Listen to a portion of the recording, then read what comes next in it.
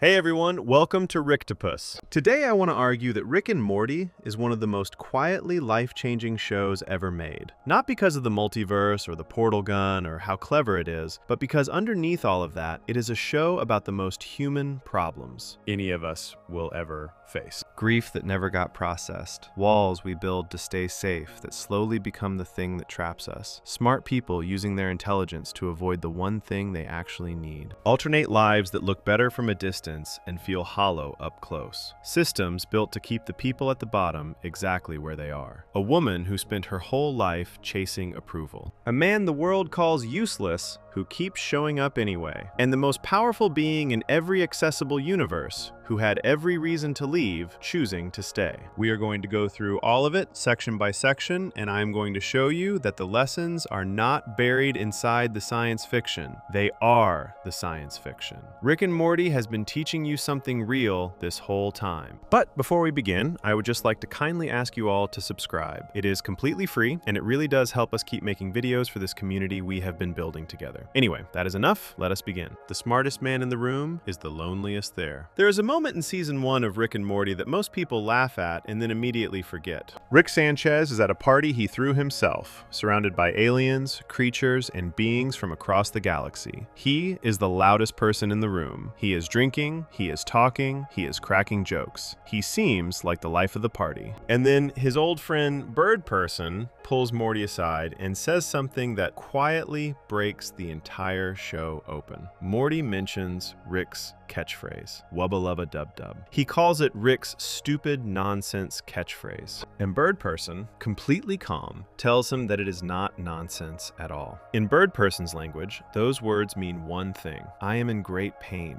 Please help me. Morty pushes back.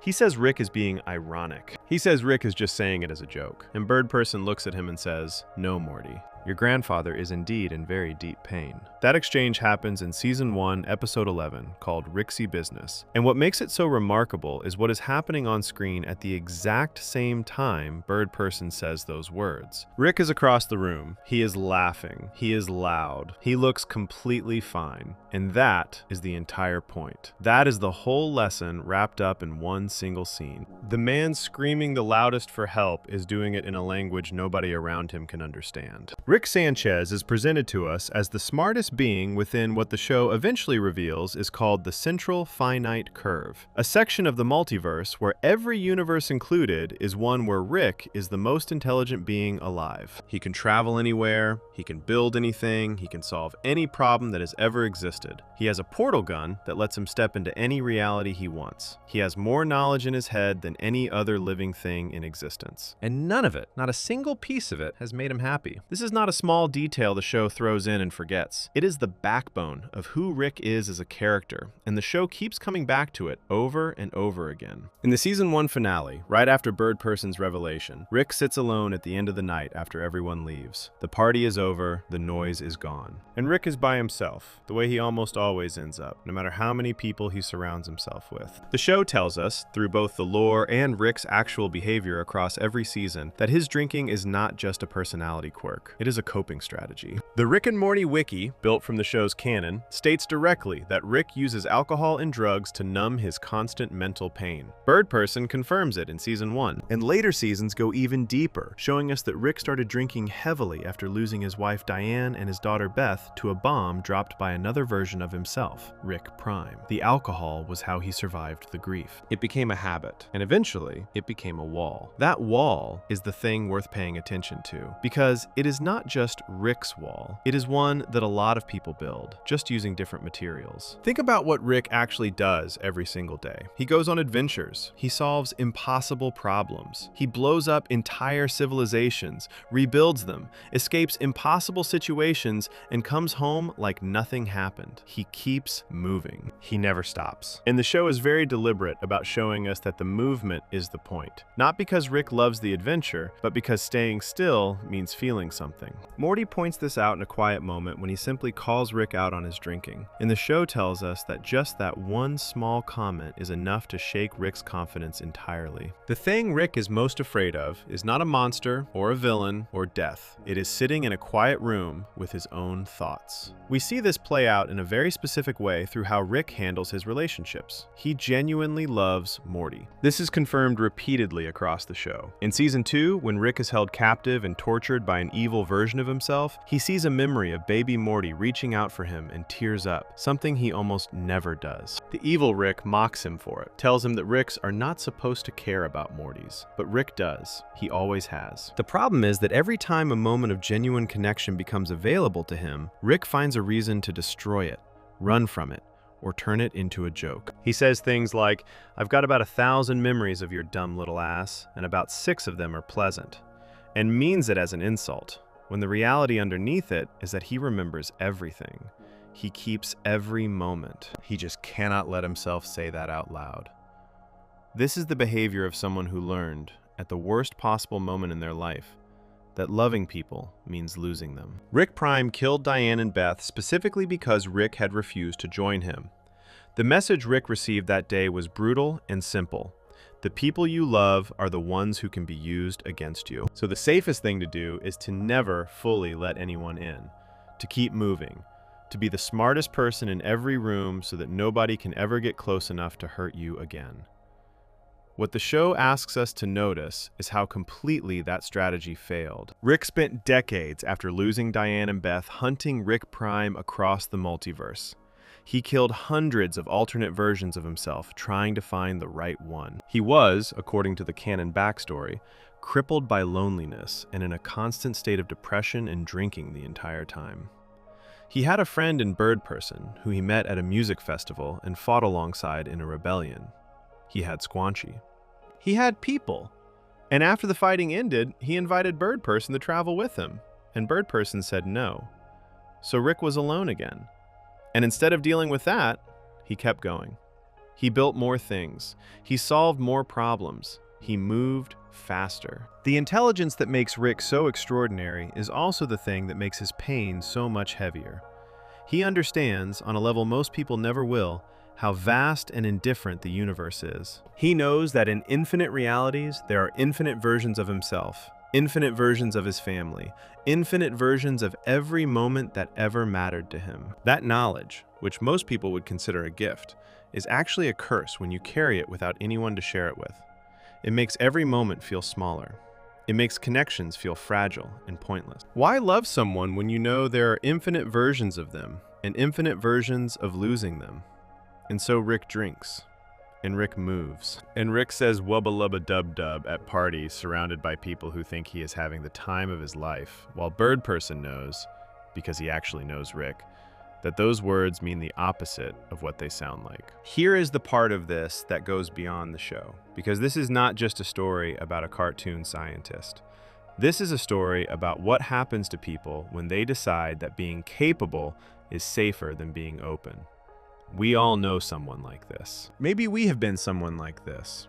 The person who is always busy, always solving something, always the one with the answers, always the loudest at the party. The person who, if you asked them how they were really doing, would laugh it off or change the subject or give you a sarcastic answer, because the real answer is the one they have not let themselves say out loud yet. Rick is extraordinary at everything except the one thing that would actually help him: being honest about his pain. He tells Morty in Season 1 after the Cronenberg disaster that the best way to deal with horrible things is to not think about it. And that is his real philosophy. Not the nihilism, not the scientific curiosity, not the adventuring. His deepest, truest belief, the one that guides everything he does, is that if you keep moving fast enough, you never have to sit with what you feel. The show knows this is wrong. It keeps showing us that it is wrong. It shows us Rick at the end of parties, alone. It shows us Rick drinking in a bar, staring at a photo of Bird Person and Squanchy, two of the only real friends he ever had, while a song plays in the background. It shows us Rick in captivity, crying over a memory of a baby reaching out for him, and then immediately going back to pretending he does not care. Genius does not protect you from grief. Power does not protect you from loneliness. And no matter how fast you move or how much you can build, you cannot outrun the thing that is living inside of you. That is what Rick Sanchez's story is actually about. Not the adventures, not the portal gun, not the multiverse. It is about a man who is screaming for help every single day in a language that everyone around him thinks is a joke, while he stands in the middle of a party he threw for himself and calls it a good time. Before we move on, if you're enjoying this analysis, please consider subscribing. It helps the channel tremendously. And while Rick's pain is something the show slowly reveals over many seasons, the story of where that pain actually started, the single event that turned a content family man into the most dangerous and broken being in the multiverse, is somehow even darker than anything we see in the present. That origin story, and what it teaches us about grief and what it does to a person when it is never dealt with, is where we are going next. Section 2. What Rick's origin story teaches us about grief and revenge. Before Rick Sanchez was the most dangerous being in the multiverse, he was a man working in his garage. That is where his story actually begins. Not in space, not in some alien world, in a regular house, in a regular dimension, with a wife he loved named Diane and a young daughter named Beth. The canon of the show, confirmed in detail in Season 5's Rick Mirai Jack, tells us that Rick at this point in his life had no portal gun, no space cruiser, no adventures across dimensions. He was a scientist working on teleportation technology, trying to figure out how to move from one place to another. He was a family man. The show's wiki describes him as having had a normal middle-class childhood and a genuine love for the life he was building. By every measure, he was content. One day, a stranger appeared in his garage. The stranger was another version of Rick, a Rick from a different dimension who had already figured out how to travel between realities. This other Rick wanted to share the technology. He wanted Rick C-137 to join him in exploring the infinite multiverse. He made it sound like the greatest opportunity anyone could ever be given. And Rick said no. His reasoning, shown in the Season 3 premiere The Rick Shank Rickdemption, was simple. He thought about it. He looked at what the other Rick was describing, a life of endless travel, no roots, no attachment, no family, and he decided that kind of life sounded lonely. He turned it down. He chose Diane. He chose Beth. He chose the garage and the regular house and the life he already had. The other Rick, who the show eventually names Rick Prime, did not take this well. To Rick Prime, the refusal was an insult. He had come to offer something extraordinary, and this lesser version of himself had looked at it and said, no thanks. So Rick Prime did something that cannot be explained by any logic other than cruelty. He dropped a bomb through a portal into Rick's garage. Rick was sitting in his car when the explosion happened, and the car saved his life. Diane and Beth were not so lucky. They died. That is where Rick C-137's story truly begins. Not with genius, not with the portal gun, with a bomb, a garage, and two people he loved who were suddenly gone. What happened next is where the show teaches its first massive lesson about grief. Because Rick did not collapse. He did not fall apart in any way you might expect someone to fall apart after losing their family. Instead, he picked a direction and he walked in it, and he never stopped walking for decades. He taught himself how to build a portal gun. He developed a way to identify Rick Prime across all the different dimensions. And then he started hunting. The show tells us through its flashbacks that Rick spent years going from dimension to dimension, tracking down versions of Rick Prime, killing them, and discovering each time that this was not the right one. He was crippled by loneliness and drinking the entire time. The Rick and Morty wiki states this directly. But he kept moving. He found friends in Bird Person and Squanchy, fought in a rebellion against the Galactic Federation alongside them, and even after that battle ended and Bird Person refused to keep traveling with him, Rick kept going, alone. Looking. He killed so many alternate versions of himself during this hunt that eventually all the other Ricks in the multiverse banded together just to stop him. They sent teams after him, and Rick killed those teams too. He was so relentless and so dangerous that eventually the other Ricks gave up trying to fight him and instead made a deal with him, which is how the Citadel of Ricks was built. Rick oversaw its construction as part of the agreement. And then he walked away from that too, because it was never what he wanted. He just wanted Rick Prime. When he could not find Rick Prime, he eventually landed in Rick Prime's original dimension, the place where Prime had come from. He moved into the home of Prime's daughter, a grown-up Beth who had been abandoned by her own Rick 20 years earlier. He introduced himself to that Beth's son, Morty. He started going on adventures. And the show we watch, all 7+ seasons of it, is what happens next. Rick Prime is always in the background. He is always the reason. Every time Rick does something that seems like it makes no sense, every time he pushes people away, every time he drinks too much, every time he turns something beautiful into a joke before he can feel it, Rick Prime is in the background. The hunt never fully stopped. It just went underground while Rick pretended to have a normal life. In Season 7, Episode 5, called Unforgettable, Rick finally finds him. With reluctant help from evil Morty, they corner Rick Prime. They fight. It is brutal and ugly and long. Rick Prime mocks Rick the entire time, even as he is losing, even as he is about to die. He keeps telling Rick that by becoming obsessed with revenge, Rick became exactly like him. A Rick who abandoned his family, who let the pursuit of one thing consume everything else. He laughs at Rick, and then he dies. And Rick walks out of that room, covered in blood, looking at nothing. This is the moment the show has been building towards since Season 3. The thing Rick has wanted more than anything else in the universe, the one goal that shaped every single thing he has done for decades, is gone. And the show, in a masterpiece of quiet storytelling, lets the camera sit on Rick's face. Evil Morty looks at him and says it out loud. Rick appears unsatisfied, not relieved, not free, not even sad in a way that makes sense, just empty. The Smith family goes back to their normal lives. Morty is celebrating, and Rick sits at the dining table and stares at nothing, while a song called "Look On Down from the Bridge" plays, which is the exact same song that played in Season 1, when Rick and Morty had to bury their own bodies, and Rick told Morty the best way. To deal with horrible things is to not think about them. The show co-creator Dan Harmon said in an interview with Variety after the episode aired, "He is now the one who is existentially isolated. He is the one that doesn't feel like he fits in the universe around him." Revenge gave Rick nothing. It did not bring Diane back. It did not bring Beth back. It did not give him peace or closure or any of the things you would hope the end of a decades-long mission might give a person. It left him with no purpose, no direction, and the same hollowness he had been carrying since the day the bomb went off in his garage.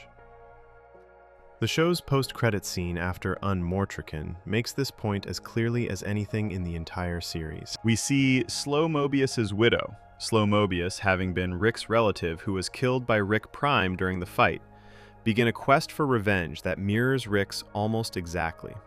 She visits the same places. She has the same look in her eyes. And then she meets a stranger who also lost someone they loved. They bond. They eventually build a life together. They keep photos of the people they lost on a shelf, remembering them instead of being consumed by them. They move on. In under a minute of screen time, the show shows us the life Rick could have had if he had ever been able to let go. Rick could not let go. He chose the rage. He chose the hunt. He chose the identity of being the man whose wife was taken from him. And he wore that identity for so long that when it was finally over, he had no idea who he was without it. The grief never healed because he never let it. He treated it like fuel instead of something that needed to be felt, processed, and eventually released. Here is the part of this that reaches far beyond the show. Because the truth is, most people are never going to lose someone to a bomb dropped by a parallel version of themselves. But a lot of people know what it feels like to lose someone suddenly, to have something ripped away that you loved. And the temptation that follows is almost always the same one Rick gave into. The temptation to turn the pain into a project, to give the grief a direction, to find something to chase so you never have to just sit with the loss. For some people, the thing they chase is literal revenge. For others, it is work, or anger, or a habit, or being the toughest person in the room so that nothing can ever hurt them again. The shape of it changes, but the purpose is always the same. Keep moving so you never have to feel what you are actually feeling. Rick had the entire multiverse to run into. He had infinite dimensions, infinite adventures, infinite problems to solve. And none of it, not a single piece of that infinity, was big enough to fill the hole that Diane and Beth left. Because you cannot outrun grief by going somewhere else. You can only carry it with you into every new place you go, which is exactly what Rick did for every single season of this show. The most powerful being across infinite universes spent decades unable to do the one thing that might have actually helped him: grieve, stop running, and choose to be present in the life that was right in front of him. He had a family. He had Morty. He had something real. And he kept putting the revenge first, always telling himself that he would deal with the rest after. After I find him. After it is over. After. After never came the way he imagined it would. And when it finally did, there was nothing waiting on the other side of it, except the same quiet loneliness he started with. Before we move on, if you're enjoying this analysis, please consider subscribing. It helps the channel tremendously. But Rick's grief is only one layer of what the show is doing with him. Because while Rick let revenge define him for decades, the show was quietly building another storyline about control. About a man so terrified of living in a world he could not dominate that he literally walled off entire sections of reality to make sure he would always be on top. And that wall, and what it cost him, and what it teaches us about our own need to feel safe and in control, is where we are headed next. Section 3. The wall you build around your world will become your prison. Here is a question the show asks without ever directly saying it out loud.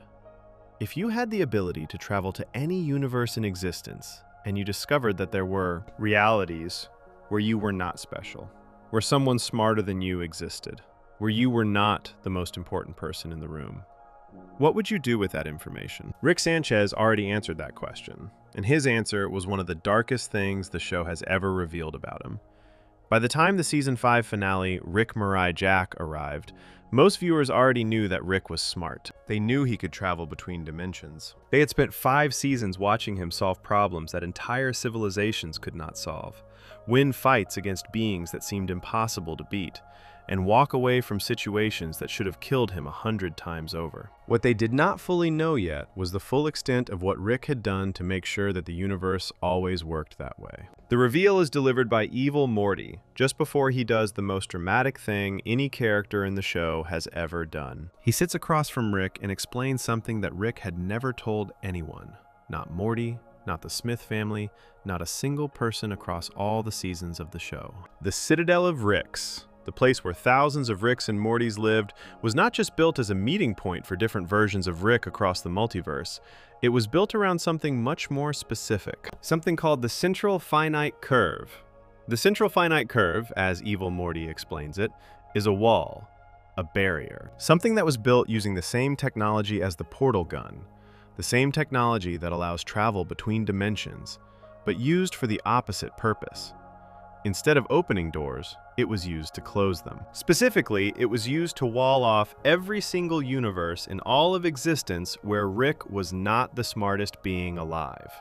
Think about what that actually means. The multiverse in Rick and Morty is presented as truly infinite. There are infinite dimensions, infinite realities, infinite versions of every possible thing that could ever exist.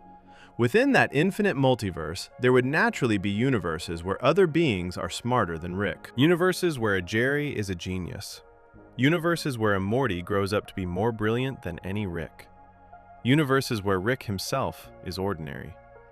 All of those universes exist, somewhere, in the real multiverse. Rick built a machine that removed all of them from reach. Every portal Rick ever opened, every green flash of his portal gun across all 7+ seasons, only ever led to universes inside the curve. Universes handpicked to be ones where Rick was guaranteed to be the most powerful, the most intelligent, the most dominant being around. The green portals were never showing anyone the real infinity. They were showing a curated, carefully selected portion of it. A portion where Rick always won. Evil Morty describes it with one of the most memorable lines in the entire show. He calls it an infinite crib built around an infinite baby. The baby, he says, is Rick. The show confirms through its lore that Rick C-137 was the one whose brain held the key to understanding and breaking the curve, which means he was instrumental in designing it. Evil Morty needed to scan Rick's brain all the way back in Season 1, and he spent the entire show working his way up to being able to use what he found. He needed Rick's mind specifically because Rick's mind was where the curve originated. And then there is something the show sneaks into Season 3 that most people might have watched without fully realizing what they were seeing. In the episode called The Ricklantis Mix-Up, also known as Tales from the Citadel runs an advertisement for a product called Simple Rick's Wafers. The advertisement describes a Rick who is 16 iterations off the central finite curve, a Rick who is on the very edge of the walled-off section of the multiverse. And what makes this Rick so notable, so special, so different from every other Rick on the Citadel is described in the ad in a single line. He realized long ago that the greatest thing he would ever create was his daughter. Simple Rick chose his family over his ambitions. He was a Rick who found genuine happiness in something small and real. Watching a 3-year-old Beth say, "I love Daddy," on her birthday. The Citadel found this so rare, so impossible to manufacture, that they strapped him to a chair, put a helmet on his head, and ran that single memory on a loop through his brain forever. The chemicals his brain produced when experiencing that happiness were turned into the ingredient for their wafers. They sold people the taste of genuine contentment that they could not find anywhere else. Because genuine contentment among Ricks was so uncommon, it had to be harvested from the one who had it. The ad's slogan is one of the most quietly devastating lines in the whole show. Come home to the impossible flavor of your own completion. Impossible. That is the word they use. Not rare, not difficult, impossible. The Citadel, an entire society made up of the smartest beings in their respective universes, considers genuine peace and happiness to be so out of reach that they have to sell it to each other in cookie form, extracted from the only one among them, whoever actually found it. This is what the central finite curve cost everyone inside it. Not just Rick. Every single Rick who ever lived inside that walled-off portion of reality was guaranteed to always be the smartest in the room. And almost none of them were happy. They were working factory jobs on the Citadel, trapped in a world of other Ricks where their intelligence made them nothing special. They were bored, restless, drinking, and miserable in a structure built entirely to protect their sense of superiority. They had walled themselves off from any universe that might challenge them, and in doing so, walled themselves off from any real possibility of growth, surprise, or genuine connection. This is the part where the show stops being just about Rick and starts being about something much wider. Because while most people are never going to build a machine that cuts off access to unwelcome dimensions, almost everyone does some version of what Rick did. We all build walls. We all curate the world we live in so that the things that might challenge us, threaten us, or make us feel small are kept at a distance. Some people do this with the people they let into their lives, keeping only those who agree with them and cutting out anyone who pushes back. Some people do it with what they consume, the information they take in, the news they watch, the conversations they avoid. Some people do it by choosing jobs or places or groups where they will always be the most experienced or capable person around, because being the best in a small pond feels better than being average in a big one. The technical term for this is a comfort zone. But the show gives us a much more honest picture of what a comfort zone really is. Not a place of comfort, but a prison you design yourself and then forget you are inside. The Ricks inside the central finite curve had no idea it existed. They used their green portal guns and thought they were seeing the full multiverse. They thought Rick's dominance across all of reality was simply how things worked. That of course he was always the smartest, because he was Rick. Nobody told them that there were entire, infinite sections of reality cut off from them. The wall was invisible. And invisible walls are the most effective ones, because you cannot push against something you cannot see. Evil Morty is the only one in the entire show who figures it out. He is the only Morty who understands what the system actually is, what it is actually doing to everyone inside it, and what it would take to escape it. And his escape, blasting through the wall in the Season 5 finale, his portal gun turning yellow as he steps into universes no Rick has ever seen, is one of the most powerful moments in the show, not because of the action of it, but because of what it represents. He chose the uncertainty of a bigger world over the comfort of a controlled one. He walked out of the crib. What makes this hit so hard, when you sit with it, is the thing the show reveals about what was on the other side of the central finite curve for evil Morty. He did not go somewhere better, or safer, or more comfortable. He went somewhere unknown. He went to universes where Rick is not the smartest, where the rules are different, where his own place in things is no longer guaranteed. He chose the real world, with all its uncertainty and danger and possibility, over the fake one that had been built to keep Rick's feelings secure. And back inside the curve, Rick watched him go, covered in the blood of Rick Prime, having just killed the man he spent his entire life hunting, with no idea what to do next. The wall Rick built gave him decades of guaranteed superiority and left him completely lost. The Morty who broke the wall had nothing guaranteed and walked into freedom. The lesson is not subtle. If you spend your energy making sure the world around you only ever reflects back what you want to see, if you cut off every challenge, every uncomfortable truth, every version of reality that might make you feel less than you think you are not building a life. You are building a cage, and one day, if you are honest with yourself, you will look around at the cage you built and realize it looks exactly like a crib. The smartest beings in infinite universes built a wall around their world to feel safe. The only one who ever found real happiness was the one sitting 16 iterations from the edge, watching his daughter on her birthday, crying because he could not believe how lucky he was. Before we move on, if you're enjoying this analysis, please consider subscribing. It helps the channel tremendously.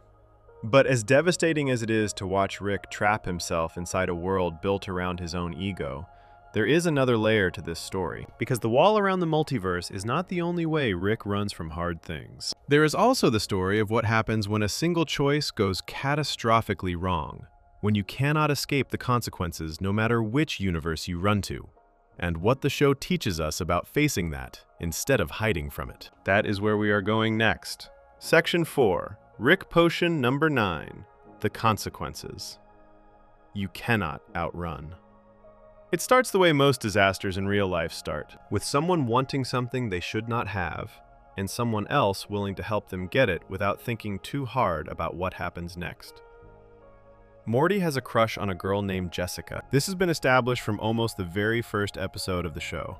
She is pretty, she is popular, and Morty, a nervous, awkward 14-year-old kid, has exactly zero idea how to talk to her. There is a school dance coming up.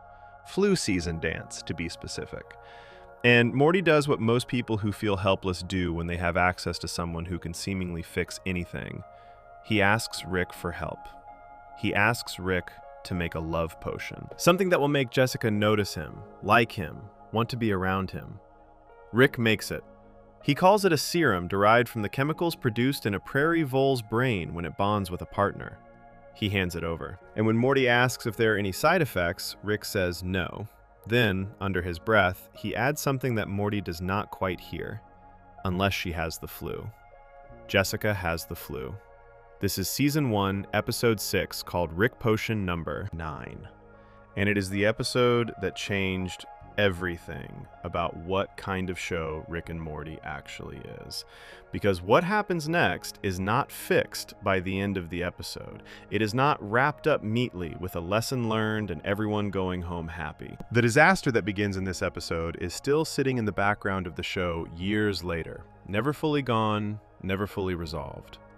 The world that gets broken in this episode stays broken. Here is what happens. The serum gets into Jessica and mixes with the flu virus inside her body.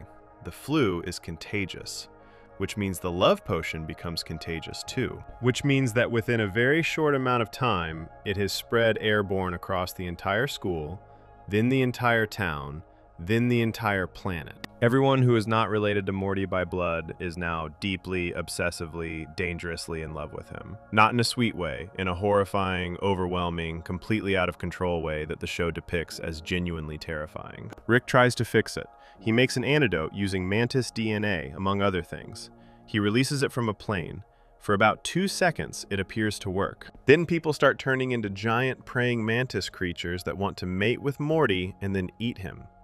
Rick tries again. He mixes together a new solution using koala DNA, rattlesnake, chimpanzee, cactus, golden retriever, shark, and dinosaur, among others. He and Morty release it from the air. For a moment, people return to normal. And then, all at once, the entire human population of Earth, everyone except the Smith family, mutates into horrible, barely human creatures that Rick himself names Cronenbergs, after a famous horror film director known for movies about bodies, transforming into something unrecognizable. The Earth is gone. Billions of people, destroyed by a chain of bad decisions that started with a teenage boy wanting a girl to like him at a school dance. Rick sits on a rooftop with Morty and looks out at the chaos below and tells Morty, flatly, that he did this. Morty pushes back. He points out that Rick is the one who mixed a random collection of animal DNA together without really thinking it through, who made each fix worse than the problem it was meant to solve, who handed him the potion in the first place, without making sure he understood the risks. Rick acknowledges that to a point, but then he also says something that the show does not let either of them escape. They both played a part. Morty wanted to use something on someone who did not choose it. Rick built the something without enough care. 2 separate failures created one catastrophe. Then, Rick says they need to go. His solution is to scan the multiverse for a dimension that is nearly identical to theirs, where another version of Rick managed to solve the problem, where the Cronenberg virus was cured and everything went back to normal. He finds one. The catch is that in that universe, immediately after saving the world, that Rick and that Morty both died in a garage explosion, which means that universe now has no Rick and no Morty, but has a world that looks exactly like the one they left. So Rick opens a portal, steps through with Morty, and they walk into the garage of a dimension that is not theirs. Morty stares at the bodies of himself and his grandfather, bloody and burnt on the garage floor. He panics. And Rick tells him, in the same calm, detached way he explains most things, that this is how it works. There are infinite realities. In some of them, things went differently. They are just stepping into the version where things went right. His advice about what to do with the feelings this situation produces? Do not think about it. They bury their own bodies in the backyard. There is a moment at the end of the episode, after everything, where Morty sits alone in his new room in his new version of the house, staring at nothing. His face in that shot is one of the most genuinely devastating images in the whole show. The song playing is Look On Down from the Bridge by Mazzy Star, the same song that plays years later after Rick kills Rick Prime and finds himself sitting at a dinner table feeling nothing. The show knows what it is doing with that song. It plays it when a character has arrived somewhere they cannot come back from.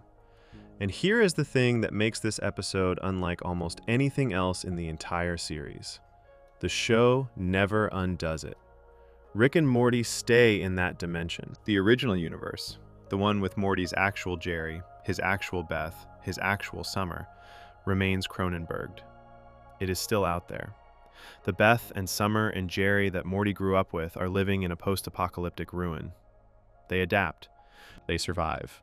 In the post-credits scene of the same episode, we see the original Jerry and Beth in their now destroyed world, and they quietly admit to each other that they are actually happier without Rick and Morty around. The two people who helped cause the end of their world simply left and built a new life elsewhere, while the people they left behind kept living in the wreckage.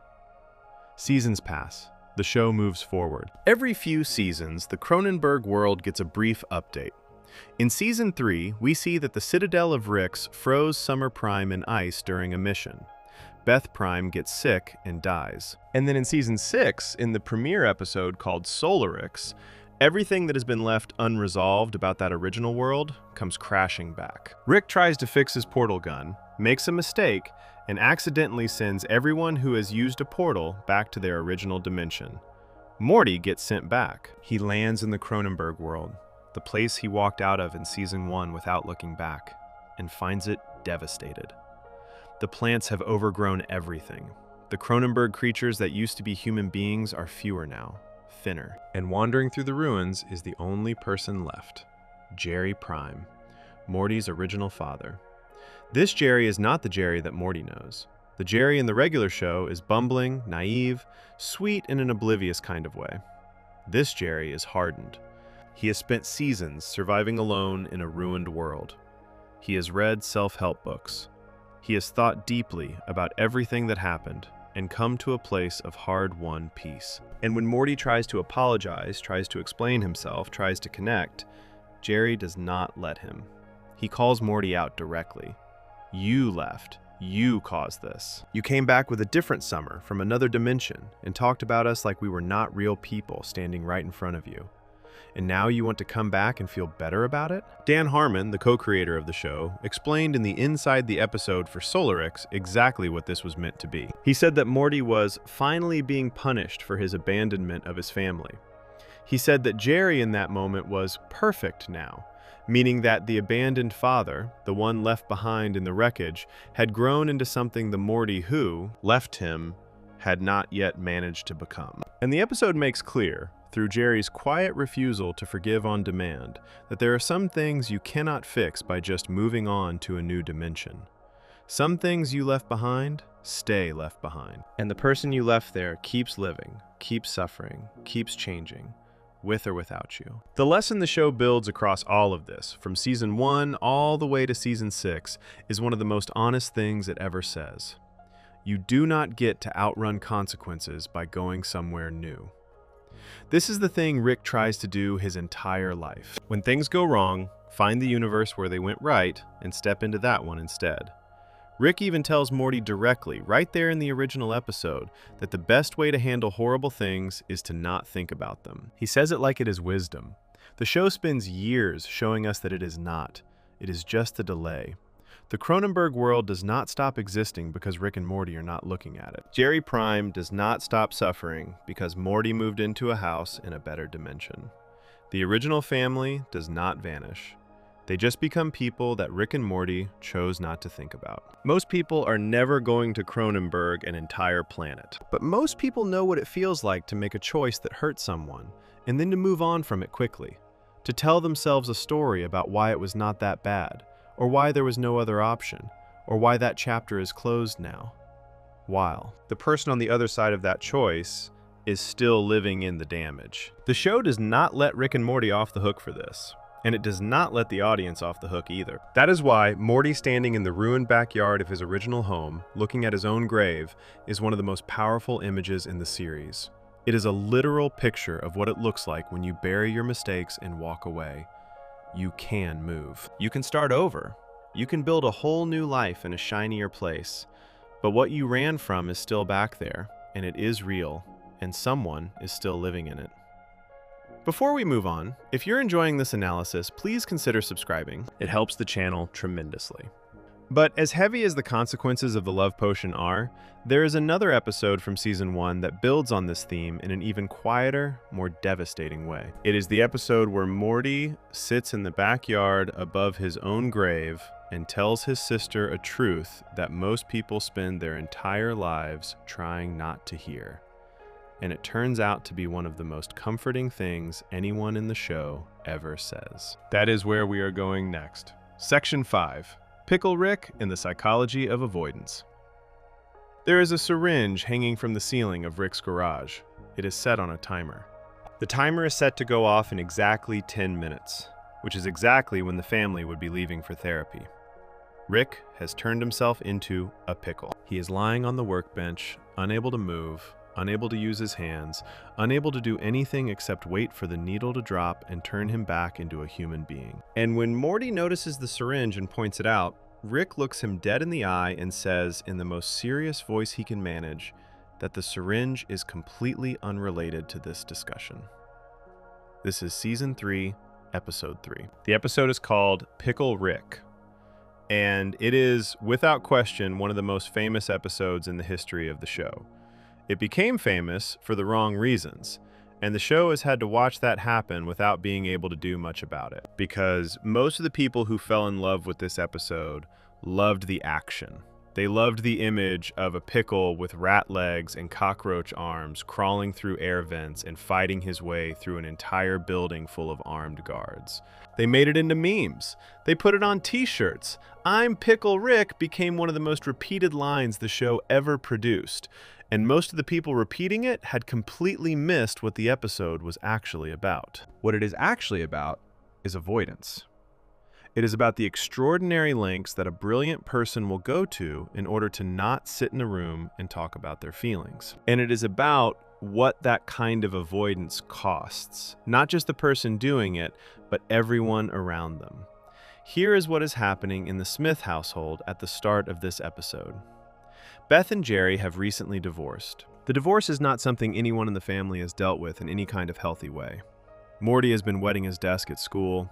Summer has been sniffing pottery enamel to get high. The school flagged both of these things as signs that the kids were struggling, and the family has been referred to a therapist named Dr. Wong. The session is today. Beth has been looking forward to it, or at least treating it as something important. And Rick, upon hearing about it, apparently decided that he would rather spend an unknown number of hours as a helpless vegetable on a workbench than spend 50 minutes in a therapist's office. That is the setup. And the show wants you to notice something right away, which is that what Rick did is genuinely impressive in a very specific and depressing way. He did not just say he did not want to go. He did not pretend to be sick or make up a prior engagement. He transformed his entire body into a different species using science, which is arguably the most complicated and resource-intensive thing he could possibly do to avoid a single appointment. He built an elaborate escape from a conversation, and the escape required infinitely more work than the conversation would have. When Beth finds him, she picks up the syringe. She immediately understands what it is. Morty immediately understands what it is. Rick continues to insist that they are wrong, that the syringe is for something else entirely, and that they should go to therapy without him and leave him to his experiment. Beth takes the syringe. She walks out with the kids. Rick watches the timer tick down. And then, because a cat knocks him off the workbench and he rolls out of the garage and into a storm drain, he ends up in the sewer with no arms, no legs, and no way to turn back into a human. What follows is genuinely one of the most spectacular action sequences in the entire show. Rick uses pickle juice to attract cockroaches, he kills a cockroach and uses its brain to control its body, using it as a kind of vehicle. Then he uses rat bodies to build himself legs. Then he kills dozens of rats and uses their parts to build himself arms. He crawls out of the sewer and into a government building and fights his way through an entire floor of armed soldiers. Then gets captured, then fights an assassin named Jaguar, then fights his way to the top of the building, escapes through a window, and ends up, by the end of the episode, crawling through the door of Dr. Wong's therapy office, completely covered in blood and rat pieces, still in his pickle form, just as the session is winding down. He made it to therapy. He just took the absolute hardest possible route to get there. Doctor. Wong does not seem particularly shocked by any of this. She takes one look at the bloody pickle on the floor, and she continues the session. Up until the moment Rick arrives, the session has already produced something real. Doctor. Wong has been talking to Beth, Morty, and Summer about the family's patterns. She has noticed something. She says it directly. The family has a dynamic that does not reward feelings, a dynamic that punishes them instead. She says that the way Beth and Rick interact, the way Beth admires Rick so deeply that she defends him even when he is clearly in the wrong, may be part of the same problem that is making Morty wet his desk and making Summer sniff chemicals in the blow. Art room. The kids are expressing feelings the only way they have been taught to express them, which is sideways, through behavior, without ever actually naming what the feeling is. This is a quiet observation, and the episode does not make a big deal out of it, but it lands. Because what Dr. Wong is describing is not just the Smith family. She is describing something that a lot of people recognize. The family where you learn very early that falling apart is not acceptable, where being strong and clever and fine is rewarded, and being sad or scared or overwhelmed is treated as weakness. Where you learn to take your real feelings and put them somewhere else, somewhere they cannot embarrass you. And then Rick arrives, covered in blood, as a pickle, and Dr. Wong turns to him. She asks him why he did not want to come. Rick answers. His answer is long, and the show plays it mostly straight. He says he does not respect therapy. He says he is a scientist. He says that when he does not like something about the world, he changes it. He says he does not need to sit in a strip mall office and have someone explain which words go with which feelings. He says therapy makes people comfortable, and comfortable is what you want animals to be before you eat them, not what he wants for himself. He is, in other words, brilliant at explaining why he does not need help. And then Dr. Wong speaks. She says that the only thing connecting his intelligence to the sickness that is destroying his family is that everyone in the family, including him, uses intelligence to justify that sickness. She says he goes back and forth between seeing his mind as something unstoppable and seeing it as something he is trapped inside. And she thinks the reason for that is the only idea he truly cannot face, that his mind is something he controls, that his choices are his, that he chose to come here, he chose to talk, he chose to insult her work, and he chose to become a pickle. He is the master of his own universe, she says. And yet he is sitting there, dripping in rat blood and rat waste. His enormous mind, which could do anything, chose to spend the day building a body out of dead animals so he would not have to sit in a chair and talk about his family. Then she says the part that the show gives her very carefully. She says that yes, therapy is boring. It is boring the same way brushing your teeth is boring, the same way cleaning is boring. Because the thing about repairing things and maintaining things and cleaning things is that it is not an adventure. There is no way to do it so badly that you might die. It is just work. And she says that some people are fine doing that work. And some people, she says, would rather die than do it. She says it like she is not judging him, like she is simply naming what she sees. Then her watch beeps. The session is over. She hands everyone her card and says she hopes to hear from them again. Rick is silent for the entire speech. He does not argue back. He does not outsmart her. He just sits there. For a person who almost never runs out of words, this silence is one of the loudest things in the whole episode. On the drive home, he turns to Beth and tells her he is sorry he lied to get out of the appointment. It is a small moment. He does not make a big performance of it. He just says it. And then he uses the syringe, turns back into a human, and in the same breath, he and Beth start talking about going out for drinks and quietly making fun of Dr. Wong. The walls go back up almost immediately. But the moment happened. The words got said. And the show wants you to notice that even that small admission, I lied, I am sorry, was clearly costing him something. The post-credit scene is where the show puts its final word on all of it.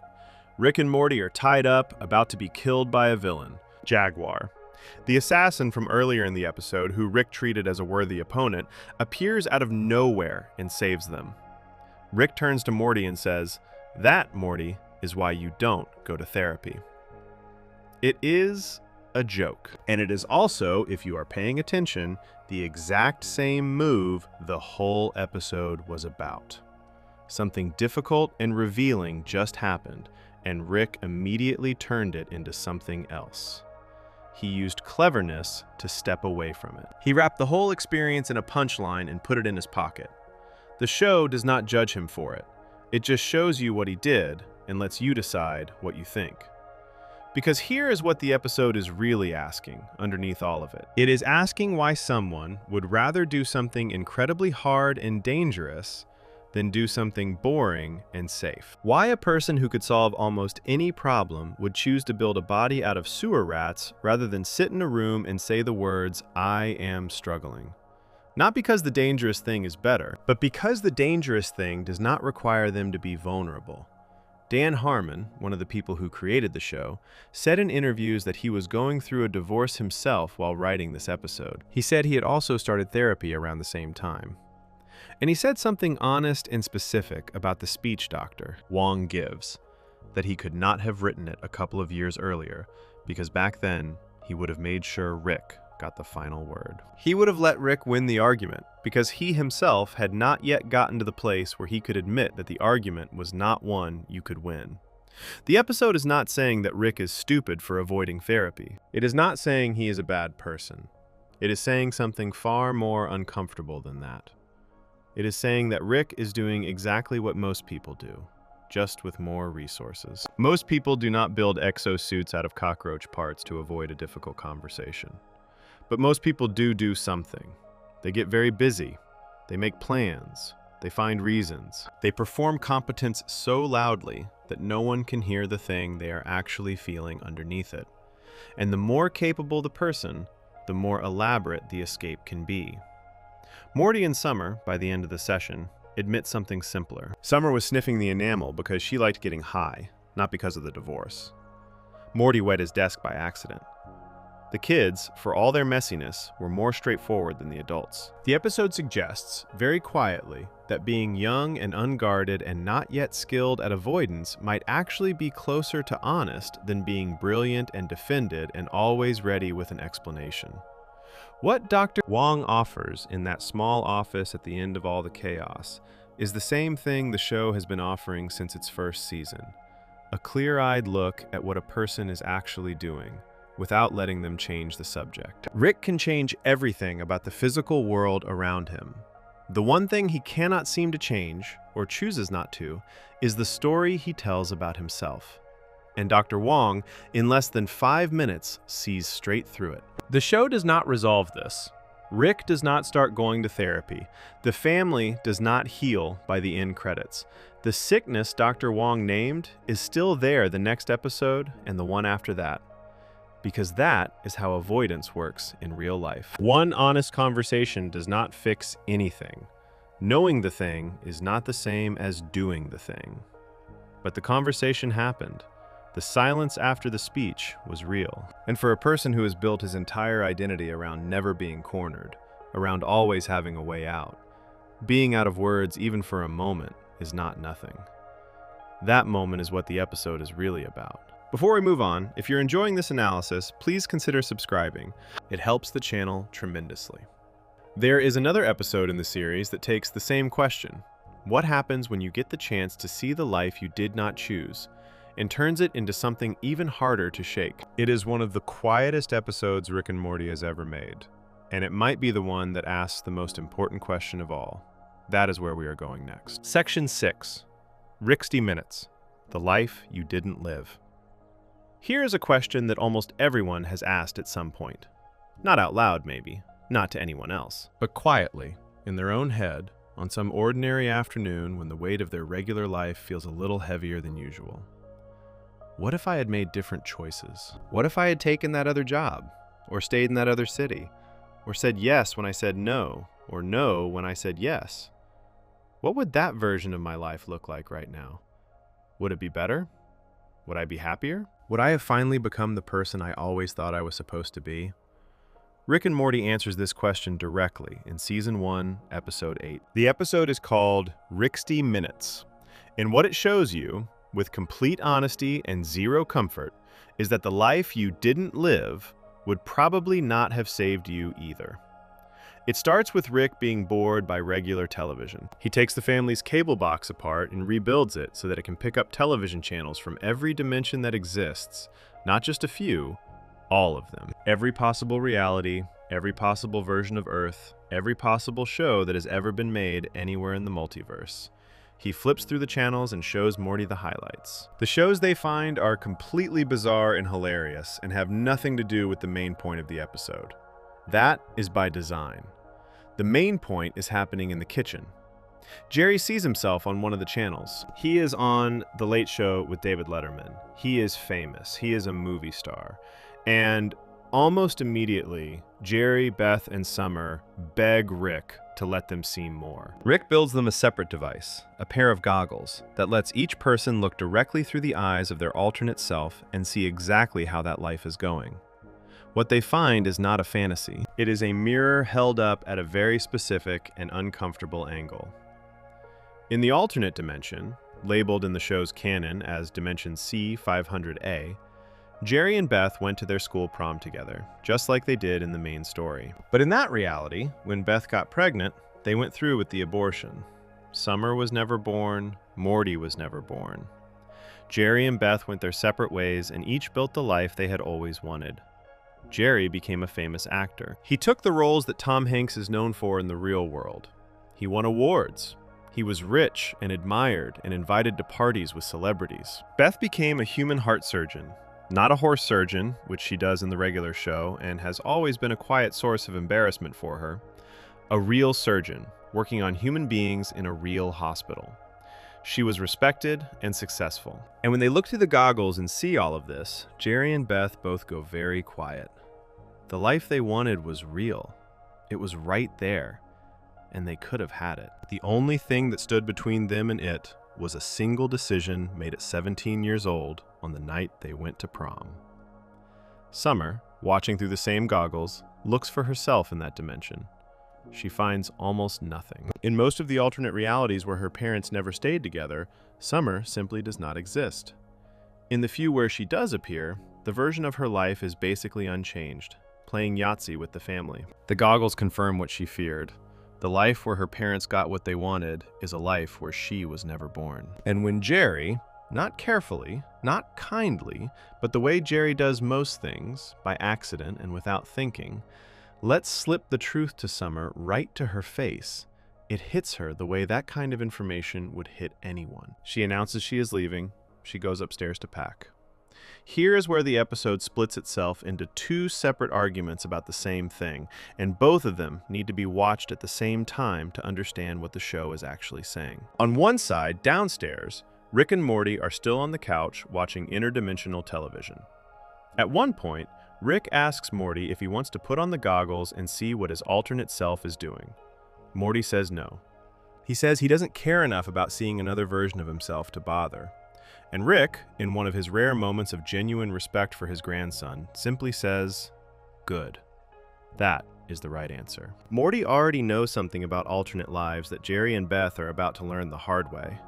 He already knows because he buried his own alternate self in the backyard. He already knows that the alternate version of himself had a life that looked identical to his own, and that version died in a garage explosion before accomplishing anything in particular. Looking at alternate Morty would tell him nothing, because alternate Morty was just him, in the same house, with the same problems, making the same mistakes, and then dying. There is no version of Morty that cracked the code and figured out the secret of happiness. There is no dimension where Morty woke up and everything was fine. So he watches the weird TV and chooses not to look. Upstairs, Summer is packing her bag and Morty follows her. She tells him he doesn't understand. She tells him that a drawing he made when he was 8 years old is not going to make her feel better. She is speaking in the way people speak when they have just found out something they cannot unfind out. When the ground has shifted under their feet and no normal comfort will reach them. And Morty points out the window. He points to the two graves in the backyard. He tells her, that is his grave, out there. He and Rick destroyed their original world and came here because in this dimension, the version of him and Rick were already dead. So they stepped in and took their place. And every single morning, he wakes up and eats breakfast 20 yards from his own rotting body. Then he says this, he is better than her brother. He is a version of her brother she can trust when he says not to run, because he has already seen what running looks like. He has already been on the other side of the dimension. He has already lived the version of events where he walked away and started over, and he knows what it costs. And then he says the line. The 13 words that the show has built toward for 8 episodes, and that will follow the entire series for as long as it runs. He says, nobody exists on purpose. Nobody belongs anywhere. Everybody's going to die. Come watch TV. This sounds on the surface like giving up. It sounds like the thing someone says when they have decided that nothing matters and they have stopped trying. And that is exactly how most people hear it the first time. That is also exactly why it is so easy to miss what it actually means. He is not saying that Summer's feelings are wrong. He is not saying her pain is not real. He is saying something much harder and much more useful than that. He is saying that the reason she is suffering right now is because she believed, the way most people believe, that she was supposed to exist. that her being here was intentional, that someone designed a plan that included her, and that plan is good, and her place in it means something. And now she has found out that was not true, and it feels like the ground gave way. But Morty, who has buried his own body and eaten breakfast near it for weeks, is telling her that the ground was never there. Not just for her, for everyone. Nobody was meant to be here. Nobody arrived on purpose. And this is not a tragedy. This is just the actual truth of things. The tragedy was believing that purpose was a thing that existed before you, waiting for you to find it. The relief, and Morty knows this because he has lived it, is that when you understand nobody exists on purpose, you stop trying to be what you were supposed to be, and you just start being what you are. Come watch TV, not because nothing matters, but because the couch, the weird channels, the two of you sitting together in this borrowed life and this borrowed house, this is what you have, and it is real, and it is enough to choose it. So choose it. Downstairs, Jerry and Beth are watching the alternate reality television together, and they see what has become of their dream selves. Jerry, the famous actor, had everything he always said he wanted. He has success and money and celebrity. He also has a drug habit, a shaved head, and a nervous breakdown so complete that he ends up driving a mobility scooter down a freeway being chased by police cars in slow motion before pulling up to Beth's door in tears, telling her that he hates his life and the biggest regret he has is walking away from her. Beth the surgeon has a house full of exotic birds and a glass of wine and nobody to share any of it with.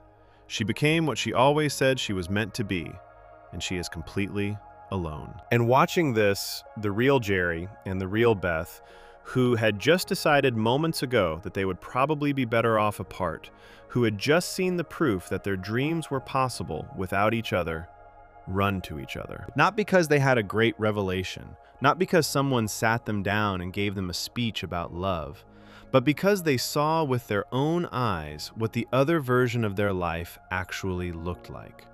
They saw the destination, and the destination was empty. This is the episode's full argument, told from 3 separate angles at the same time. Morty says it in words: nobody exists on purpose, so stop waiting for permission and just live your actual life. Beth and Jerry see it in a vision. The thing you gave up everything for will not give you the thing you were actually looking for. And Summer, standing at the window above the backyard graves, hears all of it and comes back downstairs. The episode is not telling you that your dreams are worthless. It is not telling you to settle. It is doing something much more precise than that. It is asking you to look at the story you keep telling yourself about the life you were supposed to have, and to notice that the story has been running in the background of your actual life for years, quietly making everything you do feel like second place. The alternate life is always brighter in the goggles than it would actually be if you were living it. And the life you have right now, the one with all its wrong turns and weird detours and backyard graves, is the only one that is actually happening. Morty, who has more reason than anyone in the show to stare at the graves and feel sorry for himself, chose the couch. He chose the TV. He chose the strange, borrowed, accidental life he was living in right now, with the sister who was not technically his sister in a house that was not technically his. He chose it because it was there, and it was real, and it was his. Before we move on, if you're enjoying this analysis, please consider subscribing. It helps the channel tremendously. But the weight of everything Morty has seen and buried and carried does not stay invisible forever. There is an episode later in the series that shows us exactly what happens when someone absorbs too many things they are not allowed to process. Too many erased memories. Too many moments that never get to be acknowledged. Too many times the trauma just gets buried without a grave marker. What that accumulation eventually costs, and who actually pays the price, is where we are going next. Section 7. Morty's Mind Blowers. The cost of accumulating trauma without processing it. There is a room underneath Rick's garage that Morty did not know existed. It is filled with small tubes, each one a different color, each one sealed and labeled and stacked neatly in rows along the walls. There are hundreds of them, maybe more. And each one contains a memory that was removed from Morty's brain, extracted cleanly, stored in a tube, and set on a shelf in the dark where it could not bother anyone. Some of the memories are in there because Morty asked Rick to take them. The experiences were too painful, too strange, too heavy to carry, and Morty had come to Rick and asked him to make them go away. Rick obliged.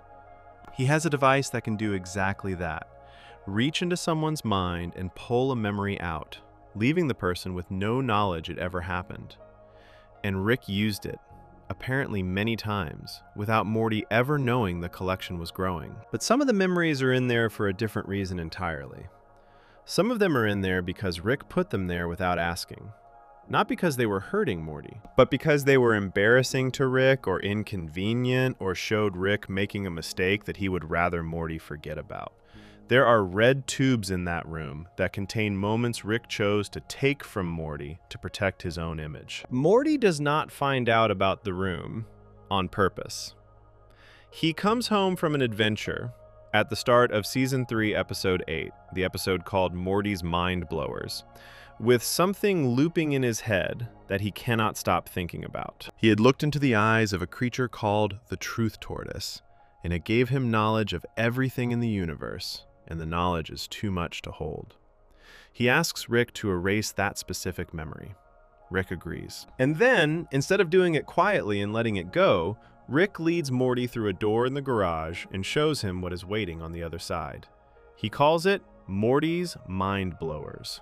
A clip show, he says, of clips Morty hasn't seen. And then he puts on a memory, and they watch it together. The first one is titled Moonspiracy.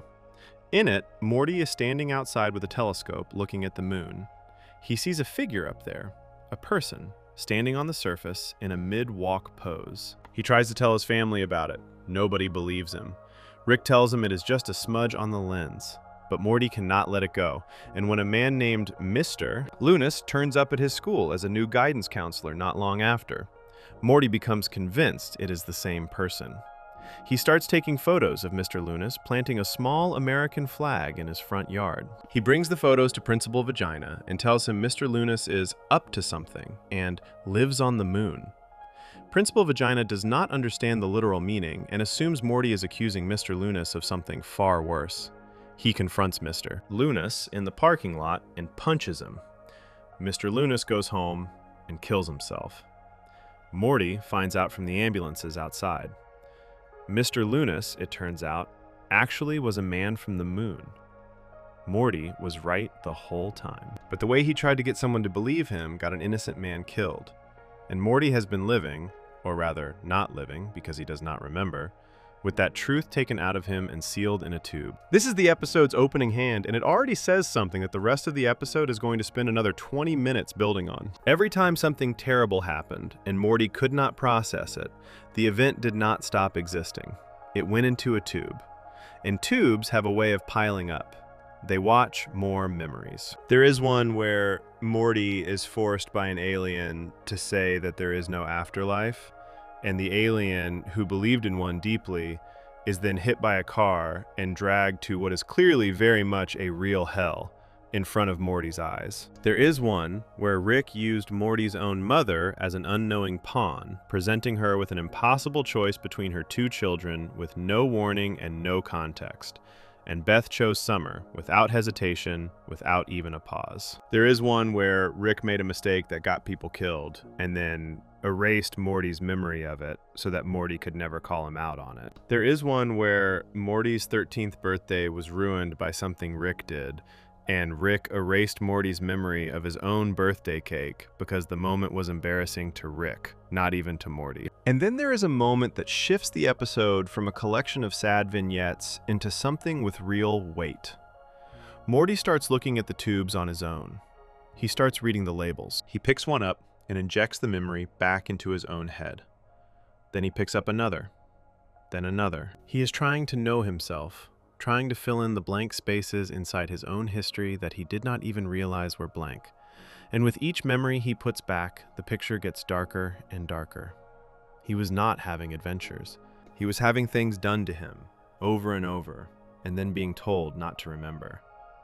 The gap between who Morty thinks he is and who Morty actually is, what he has actually survived, is enormous. And the more he restores, the more unstable he becomes, until he reaches the point where, knowing all of it at once, without any of the time and distance that would normally soften experience, pushes him to the edge. He tells Rick that he wants to kill himself. And Rick, whose own memory got accidentally erased during a fight over the device, cannot remember who he is either. He agrees. He will do it too. Two people, sitting in a room full of sealed pain, having forgotten everything except the pain, deciding there is no reason to go on. They have guns to their own heads when Summer walks in. Summer looks at the situation. She does not panic. She reads a card that Rick had prepared in advance, a card labeled Scenario 4, which tells her exactly what to do.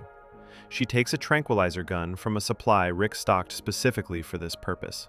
She shoots them both. She finds the correct memory vials, the ones marked for resetting them to normal, and restores their memories. Then she drags them to the couch in the living room, wakes them up with smelling salts, and leaves. Rick and Morty wake up believing they fell asleep through an episode of interdimensional television.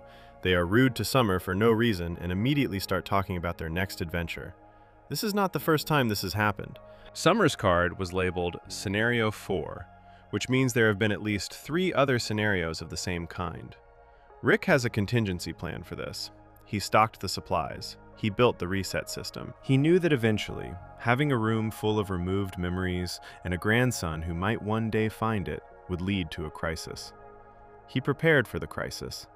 He just did not tell Morty the room existed, or that this had happened before. This is the episode's central wound.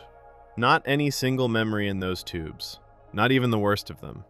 The central wound is the system itself. The idea that the answer to a painful experience is to remove it, store it, and move forward as if it never happened. The idea that accumulation is acceptable as long as the accumulation is hidden. That a person can carry hundreds of terrible things in their history and be fine because they do not remember them, which is not the same thing as not being affected by them. The show makes this point quietly, but it makes it clearly. Morty, without his mind blowers, is still the product of all those experiences. They shaped who he became, even when he could not name them. They are why certain things make him flinch, why certain patterns in his relationship with Rick feel familiar in ways he cannot explain, why he has a specific kind of exhaustion that has been building for seasons. The memory was taken. The scar was not. There is also something the episode shows about what happens when you try to rebuild yourself using only the parts of your history that were too painful to live with in the first place. Morty, with no original memories left, fills himself up with the mind blowers. He takes every hard thing he had been protected from and pours it back in, all at once, with no context, no support, no time to absorb any of it. And it breaks him. Not because the memories were too much for a person to ever know, but because no person was designed to absorb everything at once, in a room, alone, without anyone to help them make sense of it. This is what happens when accumulation goes unaddressed for too long. Not a smooth, manageable unraveling, a flood. Rick built the mind blowers because he cared about Morty in his way. He did not want Morty to suffer more than he had to. He looked at Morty's pain and made a tool to remove it. And in doing so, he removed Morty's ability to process it, grow through it, or even know what had been taken from him. The tool meant well.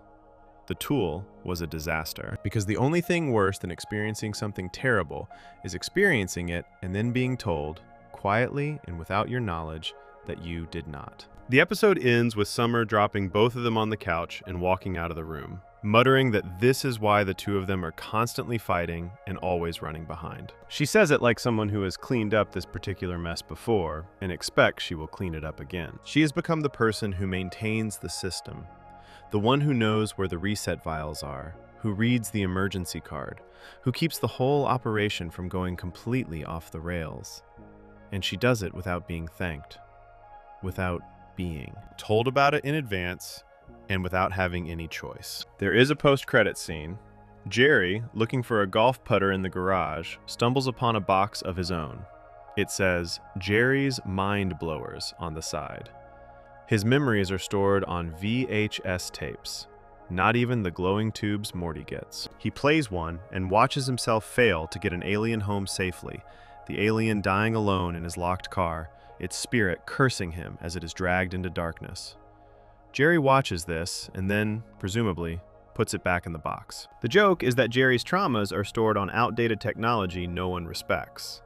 The real point is that everyone in this family has a box. The things they could not process, could not acknowledge, could not hold, those things did not go away. They got put somewhere, and that somewhere is still there, in the dark, adding up. Before we move on, if you're enjoying this analysis, please consider subscribing. It helps the channel tremendously. But while Morty has been absorbing everything Rick's adventures have put him through, there is another version of him out there who absorbed the same things and came to a completely different conclusion. And then decided to do something about it. He did not ask for his memories to be erased. He kept every single one. And what he built from all that accumulated pain is one of the most important and most unsettling stories in the entire show. That is where we are going next. Section 8. Evil Morty. What happens when the sidekick wakes up? There is a moment in Season 7, Episode 5, at the very start of the episode before the title card appears, that the show had been slowly building towards since Season 1. It looks, at first, exactly like the opening of any other episode. Rick and Morty are coming home from an adventure. They are arguing. Rick is tired of Morty complaining. Morty is tired of being complained at. The argument is familiar. It sounds like the same argument they've had 100 times, the same dynamic the show has run on since the very beginning. Rick tells Morty that if he hates it so much, he should just quit. Morty says nothing for a moment. Then Morty quietly makes Rick a drink. He sets it down. He works on something out of sight while Rick talks. And then Morty turns around, and there is something different about him. Something in his face. Something certain and cold and patient. He puts the device he has been working on over one eye like a patch. He is not the Morty we have been watching. He is the other one. The one the show has been building in the background since Season 1, like a slow burn that most people did not even notice was lit. And he kills his Rick. This is the cold open of Unmortricken, Season 7, Episode 5. It is the origin story of Evil Morty. And it is, deliberately, the most unremarkable beginning the show could have given him. No dramatic backstory, no supernatural event, no moment where lightning struck or fate intervened. Just a Morty who got tired, a Morty who absorbed everything that was done to him, kept every memory, and at some point crossed a line from endurance into decision. He decided he was done. To understand what that decision meant and why it mattered to the show's entire story, you have to go back to where Evil Morty first appeared, which was Season 1, Episode 10. The episode called Close Rick Counters of the Rick Kind. In that episode, Rick C-137, the Rick we follow, is arrested by the Citadel of Ricks. He has been framed for the murders of 27 Ricks across different dimensions and for the kidnapping of hundreds of Mortys. The evidence against him is strong. The real culprit turns out to be a different Rick, a dark, scarred version of Rick known as Evil Rick, who has been capturing Mortys and using them in the walls of a compound, keeping them in pain so that their mental signals would hide his. Location from the Citadel's tracking devices. Morty C-137 eventually leads a rebellion of the imprisoned Mortys. They break free, they beat Evil Rick to death, and the Citadel's medics open his skull and discover he was being remotely controlled through a device wired into his brain. The receiver in Evil Rick's brain was linked to a transmitter hidden inside an eye patch worn by a Morty standing quietly in the crowd. That Morty, small, ordinary-looking, completely indistinguishable from any other Morty, had been the one running everything.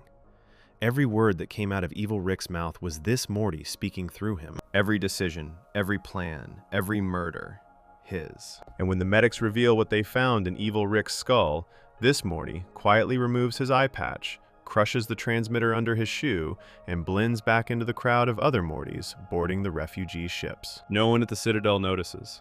No one is looking. Because Mortys are not the kind of person anyone in that world looks at. He disappears, and the show does not follow him again for 2 full seasons. When he comes back in Season 3, Episode 7, the Ricklantis mix-up, he has been working. The Citadel has been rebuilt.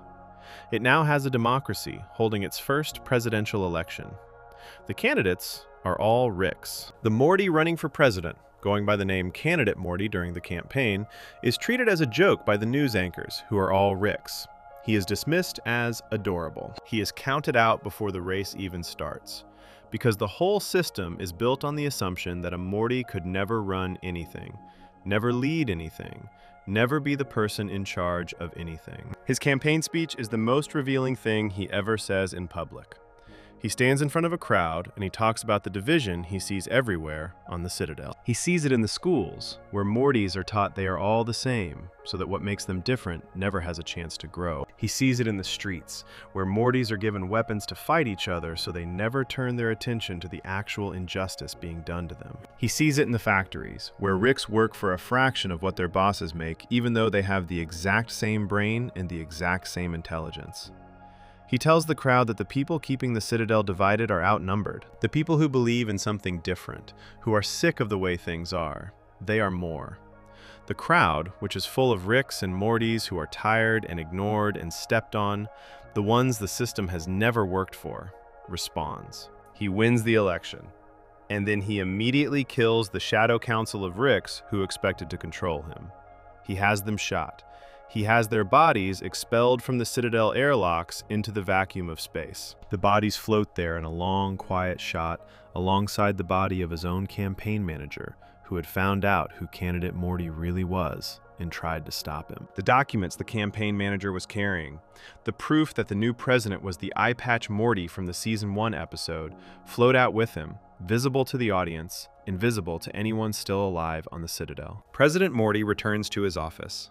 The familiar music, the music that played when his identity was first revealed in Season 1, plays over the closing shot of him looking out at the Citadel below him. Rick C-137, returning home from a pleasant trip to Atlantis, says confidently to Morty that the Citadel will never have any bearing on their lives ever again. He is wrong. Now go back to Unmortican and the origin story shown in that cold open. The show gives us the moment before all of this. The argument between evil Morty and his original Rick.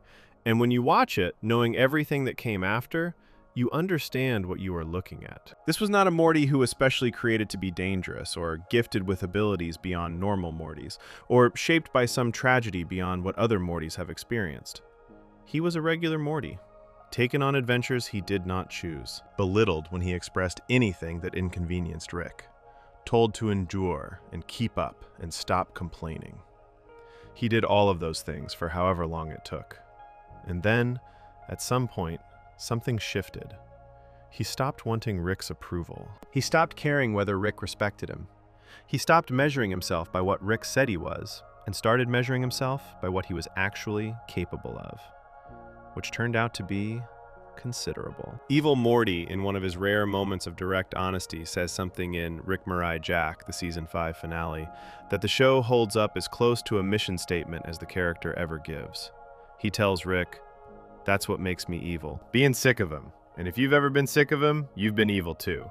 He is not talking about rage. He is talking about the moment of clarity that comes when you stop accepting a situation because it is familiar and start asking whether it should be accepted at all. He is pointing at something the whole show has been saying quietly for seasons, that every Morty, everywhere in the multiverse, is living inside a relationship where they are expected to be less, expected to need, expected to follow. And the system, the Citadel, the central finite curve, the entire infrastructure of the Rick-dominated multiverse, is built to keep that expectation in place forever. Evil Morty's answer to that system is not a good one. He kills Ricks. He kills Mortys too when they stand in his way. He destroys the Citadel from the inside. He builds a machine at the end of Season 5 that breaks the central finite curve entirely, the barrier that kept all multiverse travel inside the section of reality where Rick was always the smartest person. He blows through it and escapes to the outside, and his portal gun turns gold, and he disappears into a reality where Rick is no longer the most powerful force in the room. He is free. And the freedom he chose came at a cost no reasonable person could justify. But what the show does not do, what it has consistently refused to do since his very first appearance, is tell you he was wrong to want it. When he reappears in Unmortrican and helps Rick hunt down Rick Prime, his motivations are entirely selfish. He helps because Rick's activity is disrupting his peace. He is not doing it out of loyalty or love or any kind of bond. He is doing it because it is useful to him. He even at the end of that episode steals the plans for a weapon capable of erasing someone from every dimension simultaneously, the Omega device, and keeps them as leverage. He tells Rick, "I could end the Rick experiment anytime I want. I just choose not to. Because using it would mean spending his existence being chased, and he has no interest in that. He just wants to be left alone." That is the whole arc. A Morty who was used as a tool, who endured that use, who eventually decided that being used was not the same as having no choice, and who spent years building toward the moment where no Rick anywhere in the multiverse could reach him. The disturbing thing about evil Morty is not that he is evil. It is that the path from regular Morty to him is so short and so visible. The show makes clear with every episode that the only thing separating Morty C-137 from the Morty with the eye patch is the set of choices made after the pain arrives. Both Mortys were in pain. Both of them absorbed the same kind of treatment, the same dismissals, the same being used as a tool and told to be grateful for it. One of them found something worth staying for. The other decided staying was not something anyone should be required to do without choosing it. Evil Morty did not become evil because he suffered. He became who he is because he refused to let suffering be the permanent condition of his existence. That refusal is not admirable in the way he executed it, but the thing underneath the refusal, the idea that a person is allowed to be more than the role someone else assigned them, is something the show does not let you dismiss. Before we move on, if you're enjoying this analysis, please consider subscribing. It helps the channel tremendously. But while Evil Morty's story is about one Morty who saw the system and chose to burn it down, there is a whole episode dedicated to showing you what the system itself actually looks like from the inside. Who built it, who it serves, and what it costs the people who live inside it without ever being asked. That is the next story, and it might be the most important one the show tells about power. Section 9. The Citadel of Ricks, when a system is built to exploit the vulnerable. There is an advertisement that plays in Season 3, Episode 7. It is for a product called Simple Rick's Wafers. The ad shows a calm, contented man sitting in a chair. His name is Simple Rick, and what makes him different from every other Rick in the multiverse is one thing. He chose his family over his ambitions. He chose a quiet life. He watched his daughter Beth grow up. He was there for small, ordinary moments. Her birthdays, her drawings, her voice saying she loved him. And those moments gave him a feeling of peace and wholeness that the grand, universe-conquering version of Rick never quite reached. The ad calls it the impossible flavor of your own completion. Then the ad shows you what is actually happening. Simple Rick is not sitting in a chair. He is strapped to a machine. The memory of his daughter's birthday is playing on a loop inside a helmet locked around his head. A tube runs from his brain into a tank, harvesting the chemicals his happiness produces. Those chemicals are mixed into a wafer cookie and sold on the Citadel. The ad ends with a slogan, "Come home to Simple Ricks." This advertisement, which runs for less than a minute inside an episode that most people consider the best episode in the entire show, contains more honest commentary about how systems of power actually work than most shows manage in their entire run. It tells you exactly what the Citadel of Ricks is built on, and what it does to the people inside it, before the episode has even properly started. The Citadel is the interdimensional city-state where Ricks and Mortys from across the multiverse live and work. It sits in a pocket dimension outside of any particular reality, reachable only from coordinates on the central finite curve. For most Ricks, it functions as a safe house, a government, a community of the most powerful beings in every universe they came from. Ricks built it so that they could protect themselves from the enemies their intelligence had made them. Enemies they had accumulated across dimensions precisely because being the smartest person in every room tends to attract that kind of trouble. From the outside, the Citadel looks like a refuge, a place of equals, a society of people who all, technically, have the same brain. From the inside, it looks like this. Mortys attend school. The school, run by a Rick teacher, teaches them one subject: how to behave when they are assigned to a new Rick. The curriculum is not science or history or anything that would help a Morty develop as a person.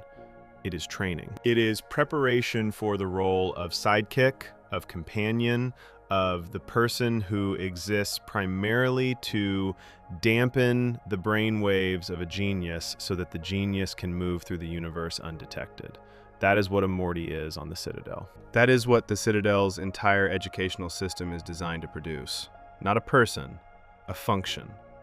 At the start of the episode, the Morty students are told they will graduate the next day and be assigned to a Rick. They have no say in the assignment. They will be given to a Rick they have never met and told this is their life now. One group of 4 Morty students, knowing this will be their last day together before they are separated, decides to go find something called the Wishing Portal.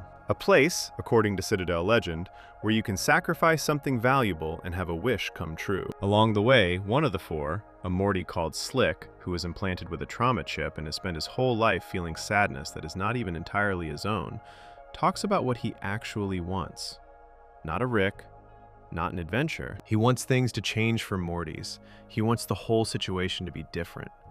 When they reach the portal, each of the others throws in something meaningful and makes a wish. Slick wishes that life on the Citadel would change for Mortys, and he throws himself in. The Wishing Portal is the Citadel's trash disposal. Slick falls into a garbage dump. Whatever he wished for, whatever he hoped for by offering his own life, the system received it exactly the way systems like this always receive sacrifice from the people at the bottom, as garbage. Meanwhile, a Rick named J22 works on an assembly line at the Simple Rick's wafer factory. He has been working there for years. His job is to stamp each cookie as it passes his station.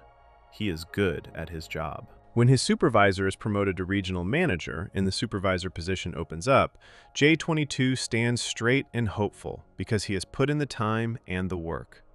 The new supervisor is announced. It is someone else, a Rick called Cool Rick, who is newer, who has not put in the time.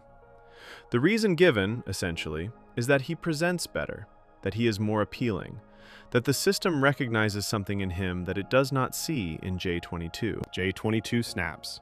He kills the old supervisor. He takes Simple Rick hostage in the factory's core chamber, where the looping memory device is stored. He wants a way out. He wants a portal gun so he can leave. He wants recognition that the system that has been stepping on him for years is wrong. A SWAT team of Ricks surrounds the building. Then the factory owner, Rick D. Sanchez III, one of the most powerful Ricks on the Citadel, arrives. He walks through the police line. He tells J22 that he sees his courage. He tells him he is exactly the kind of Rick the Citadel needs. He tells him he is free. J22 cannot believe it. He is overwhelmed. He is put in a car. And the moment the car door closes and the emotion is at its peak, J22 is stunned. He is taken out and strapped into the chair where Simple Rick was sitting. His overwhelming happiness, his relief, his feeling of finally being seen, those are now the chemicals going into the new batch of Simple Rick's wafers. The product is rebranded. The new ad calls it the taste of shattering the grand illusion, the taste of freedom and rebellion. They are selling his rebellion back to everyone else as a flavor. This is the episode's most precise and painful point about how systems like this survive. They do not survive by defeating resistance. They survive by absorbing it. By taking the moment when someone feels powerful enough to push back, wrapping it in a logo, and selling it as a product. By giving people just enough of the feeling of rebellion that they never get around to the actual thing. Simple Rick's wafers, at their core, are happiness extracted from someone who had no more choices and sold to people who are too tired to imagine having choices. And when the original source of that happiness runs out, they find a new person and do the same thing to him. The product stays the same. The person inside the machine is replaced. Across town, a brand new cop Rick is beginning his first day on the job. He is idealistic. He genuinely wants to help. He is paired with a cop Morty who has been on the force long enough to have become exactly what the system wanted him to become. Hardened, corrupt, and deeply resentful of other Mortys, even though he is one. When they go to Morty Town, the rundown area of the Citadel where Mortys without a Rick live, Cop Rick sees the conditions for the first time. crumbling buildings, Mortys with nowhere to go and nothing to do because they exist outside the only role the Citadel created for them. He is shaken by it. He did not know it was this bad. Cop Morty is not shaken. Cop Morty has been taught that this is just how things are. And the most dangerous thing about that lesson is that it worked. He does not hate the Ricks who built this. He has redirected everything he might have felt about the system toward the Mortys who are suffering inside it. By the end of their shift, when the situation is collapsed into violence and deaths, Cop Rick is left standing over everything with a gun in his hand and no idea how he got here. He tells himself this is not what he wanted. The system does not care what he wanted. All of these stories, Simple Rick, J22, the Morty students, Cop Rick, and Cop Morty, run alongside each other in the same episode, and the show cuts between them not to draw direct comparisons, but because they are all the same story. They are all about people inside a structure that was built by the most powerful for the benefit of the most powerful, and that has perfected the art of making everyone inside it feel like they are either choosing their place or responsible for it. The Citadel is the central finite curve made physical. The central finite curve, as we know from Section 3, is the barrier Rick built to ensure that all accessible realities were ones where he was the smartest being alive. The Citadel is what happens when you take that same instinct and build a society out of it. It is a place constructed entirely around the premise that Rick is the top of every hierarchy, that Morty exists to serve that hierarchy, and that anyone who cannot find a comfortable role in that arrangement should be sorted into Mortytown and left there. And the most disturbing part is not the cruelty of it. Cruelty from the powerful toward the powerless is nothing new in any story in any universe. The most disturbing part is what the show quietly points out in every single storyline of this episode, that the people being harmed by the system often do not see it clearly, and the people doing the harm often do not see themselves as doing harm at all. The factory owner who stuns J22 and straps him to the machine genuinely believes, somewhere in himself, that what he has built is a reasonable and orderly society. The teacher who trains Mortys to be obedient sidekicks genuinely believes the curriculum is for their own good. The system produces that belief. It has to, because a system that allowed the people inside it to see it clearly would not last. Slick Morty is the episode's most honest character. He has a trauma chip implanted in his brain, meaning his capacity to feel sadness was artificially increased, built into him, part of his design. And he still managed to look at the Citadel and decide that it needed to change. Not for him specifically, for everyone. And the system's response to that wish was a garbage dump. At the end of the episode, Rick C137 returns from his trip to Atlantis in a great mood and says confidently that the Citadel will never affect their lives again. He is, by that point, already wrong. The episode's final shot is the bodies floating in space and the documents drifting beside them that show who President Morty really is. The Citadel chose its president. And it chose the only Morty who had decided, long before this moment, that the system was not something to reform. It was something to destroy from the inside. Before we move on, if you're enjoying this analysis, please consider subscribing. It helps the channel tremendously. But the Citadel and the central finite curve are not the only places in the show where someone builds an identity around the approval of people who cannot actually see them. Back inside the Smith house, one person has been doing exactly that their entire life. Quietly, carefully, and at enormous personal cost. Her name is Beth, and her story might be the most human one in the whole show. Section 10. Beth's Identity Crisis. The Danger of Living for Approval. There is a moment in Season 3, Episode 9, where Beth Smith is standing inside a magical pocket dimension her father built for her when she was a child. The dimension is called Fruipyland. It has rainbow rivers and bouncy ground and soft colors everywhere. Rick designed it so that nothing inside it could hurt a child. The whole landscape was built to be completely safe. And Beth is standing there, furious, saying that he should have spent that time with her instead. Rick does not argue the point. He agrees he was a bad father. He agrees almost immediately. But then he tells her something that stops her cold. He did not build Fruipyland just to keep her occupied. He built it, at least in part, to protect the neighborhood from her. That sentence is what this section is really about. Beth Smith has spent most of her life trying to earn the approval of a man who was never fully present. Her father left when she was young. The version of Rick that raised the family, not Rick C137, who is the Rick the show follows, but the Rick who is actually there for Beth's childhood, was absent enough that it left a hole. A hole that Beth spent decades trying to fill by becoming the kind of person she thought her father would be proud of. A person who was smart, capable, high-achieving, and never needed anyone. A person who looked, from a distance, a lot like Rick himself. The problem was that in the process of becoming that, she buried everything else about who she was. And the things she buried did not go away. They just got quieter. They waited. The list of toys that Beth asked Rick to make her as a child is played as a joke in the episode, and it is funny. But it is also one of the clearest windows the show ever gives into who Beth was before she learned to manage herself. She asked for a whip that would make people like her. She asked for mind-controlling hair clips. She asked for a lie-detecting doll, false fingerprints, sound-erasing sneakers, and a pink sentient switchblade. These are not the requests of a child who felt safe and loved and certain that she was enough on her own. These are the requests of a child who desperately wanted control over whether people liked her, over what they knew about her, over what happened to her. A child who already at a very young age understood that the world could take things from you and was trying to build armor against that. The switchblade, when Beth encounters it again as an adult, greets her warmly and asks if they should resume stabbing. This is the childhood Beth has carried into adulthood. Not the trauma itself, because she barely remembers most of it. The shape of it, the instincts it built into her.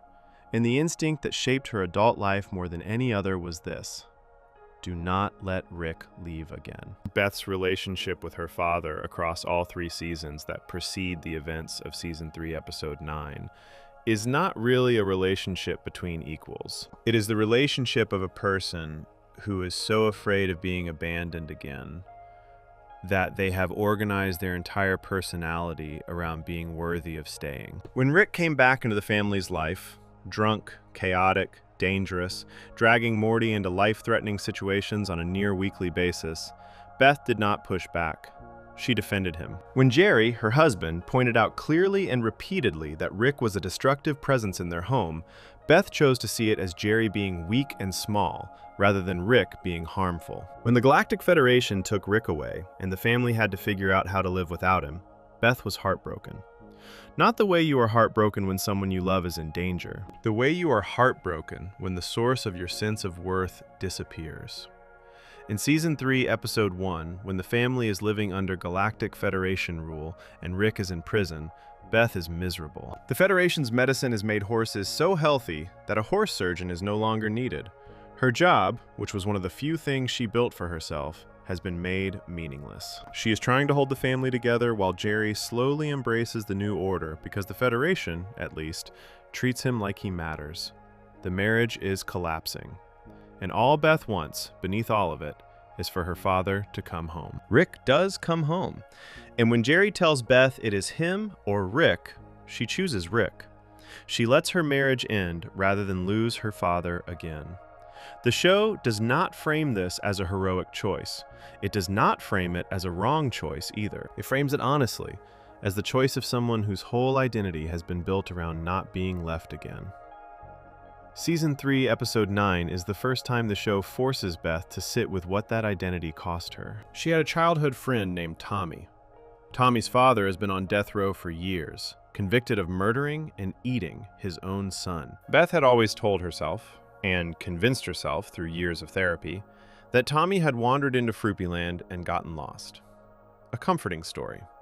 A story that kept her from having to remember what actually happened. What actually happened is that Beth pushed Tommy into the honey swamp in Fruipyland and left him there. She did it because she was jealous. Tommy had a father who was present, who attended things, who liked him openly and without conditions. Beth had a father who built her a whole dimension to play in, and then went off into the universe alone. Tommy's ordinary, attentive father made Beth feel the absence of her own father in a way she could not stand. So she removed Tommy from the situation, And then, because she could not live with what she had done, she buried the memory so deep that she genuinely could not access it as an adult. When Rick and Beth go back into Froopy Land to find Tommy, now a full-grown man who has spent decades alone in a children's dimension, Tommy confronts her about it. He says she pushed him in. He says he knows she did it. And Beth, standing there in front of the person her action destroyed, cannot apologize. She says she is sorry that Tommy thinks he deserves an apology, and then she catches herself, horrified, and says, "I am my father." That line lands harder than almost anything else in the episode because of what it really means. It is not just that Beth noticed she was being cruel. It is that she recognized in that moment of refusing to apologize and deflecting responsibility exactly the same move she had watched Rick make her entire life. The move where intelligence becomes a shield. The move where admitting fault feels so dangerous that you will find any other explanation, any other framing, anything at all, rather than just saying you were wrong. Beth did not learn this from Rick's direct teaching. She learned it from watching what he modeled. She spent her whole life trying to earn his approval, and in doing so, she absorbed the parts of him she was least equipped to handle. The end of the episode does something the show rarely does for any character. Rick sits with Beth and, instead of deflecting, tells her the truth. He agrees he was a terrible father. He agrees it is his fault. And then he tells her something that is almost gentle coming from him. That being like him does not have to mean being defined by the worst of him. That she is smart enough and capable enough to go anywhere she wants, to be anything she wants. And to prove it, he offers to make a clone of her, a copy with all her memories, all her relationships, all her responsibilities, so that Beth can leave and explore the universe without losing anything she has built at home. She can go find out who she is when no one she needs to impress is watching. The episode ends without telling you which choice she made. You see someone at the house as Morty and Summer return, someone who offers to get pizza for dinner, back in the rhythm of family life. But you do not know if that is Beth or the clone. The show deliberately does not tell you. And later, in Season 4, Episode 10, when the clone question comes up again and Beth asks Rick directly whether she is real or a copy, Rick tells her she is his daughter. He says it with enough certainty that she is relieved. But it is later revealed that Rick had erased his own memory of which one he sent away, so he did not actually know either. The show never resolves this, not fully, and that is the point. Because the question the show is actually asking is not really about clones at all. It is asking, what does it mean to live a life that someone else designed for you, and then suddenly be given permission to want something for yourself? And what happens to you if, by the time that permission arrives, you are no longer sure which of your wants are actually yours? Beth wanted to be a doctor. She became a horse surgeon because it was the version of her ambition that fit inside the life she built to keep her family intact and her father proud. She wanted a marriage built on real connection. She stayed in a marriage long past the point of connection because leaving would have meant admitting that the choice to get married young, the choice that produced Summer and Morty and the whole structure of her life, might have been a mistake. She wanted her father's presence. She accepted his chaos instead, and told herself it was the same thing. Because the alternative was accepting that what she needed was something he was not capable of giving. Every one of those substitutions made sense in the moment. Each one was the reasonable choice for a person trying to survive a childhood of absence and uncertainty. But each one also moved Beth further from herself, further from whatever she actually wanted, as opposed to what she had convinced herself to want because wanting it was safe. The danger the show is pointing at through Beth is not ambition or intelligence or even the sociopathic edge she shares with her father. Those things are just part of who she is. The danger is this: when you spend enough years shaping yourself around someone else's approval, you can lose the ability to know the difference between who you are and who you learn to perform. And by the time someone offers you a genuine choice, go or stay, be this or be something else, you may find that you have no idea which answer is actually yours. The clone is not a plot device. The clone is a question the show puts directly to the audience. If you could send a copy of yourself back to live the life you already built, and walk away clean into something new, would you know which self was the one worth sending and which was the one worth keeping? Beth's story does not answer that. It just asks you to sit with it. Before we move on, if you're enjoying this analysis, please consider subscribing. It helps the channel tremendously. There is one member of the Smith family who never got to ask that question, who never had the option of a clone, or a multiverse to escape into, or even the relief of being called special. Jerry Smith was told, clearly and repeatedly, that he was the least impressive person in almost any room. And what the show does with that, quietly, over 4 seasons, might be the most honest thing it ever says about what it costs to be ordinary in a world that only respects greatness. Section 11. Jerry Smith and the Dignity of Ordinary Life. There is a moment in Season 1, Episode 5 that is played as a joke and mostly works as one. The family has been given access to a device that summons a creature called Mr. Meeseeks, a blue being whose entire reason for existing is to complete one task for whoever called it and then stop existing. Everyone asks for something. Summer wants to be more popular at school. Beth wants to be a more fulfilled woman. And Jerry, watching the others make apparently complicated requests while Rick warned them to keep things simple, feels good about himself. His request is straightforward. He just wants to knock 2 strokes off his golf game. By the end of the episode, dozens of Meeseeks have been summoned to help Jerry, all of them slowly losing their minds because they cannot complete the task. They have been alive for 2 days, an eternity for a Meeseeks. They are falling apart. They are tearing each other apart. And eventually, the original Meeseeks, having exhausted every other option, concludes that the only way to finish the task is to kill Jerry, since a dead man would technically have the lowest possible golf score. The Meeseeks storm a restaurant, take hostages, and demand Jerry come out and show he has improved. Beth grabs a metal pipe and a tomato from behind the counter, tells Jerry to just use the pipe as a club and swing, and Jerry does. The tomato lands cleanly in a soup pot. Every Meeseeks disappears with a sigh of relief. Task complete. The joke is that Jerry is so bad at golf that an army of beings whose sole reason for existing is to complete this one task could barely manage it. But there is a quieter thing the show does in that same moment that it does not announce. Beth, who has spent most of the episode planning to leave for the night because she is tired of waiting around for Jerry's problem to be solved, does not leave. She stays. And when the moment comes, she does not fix the problem for him. She just puts the tools in his hands and tells him he can do it. And he does.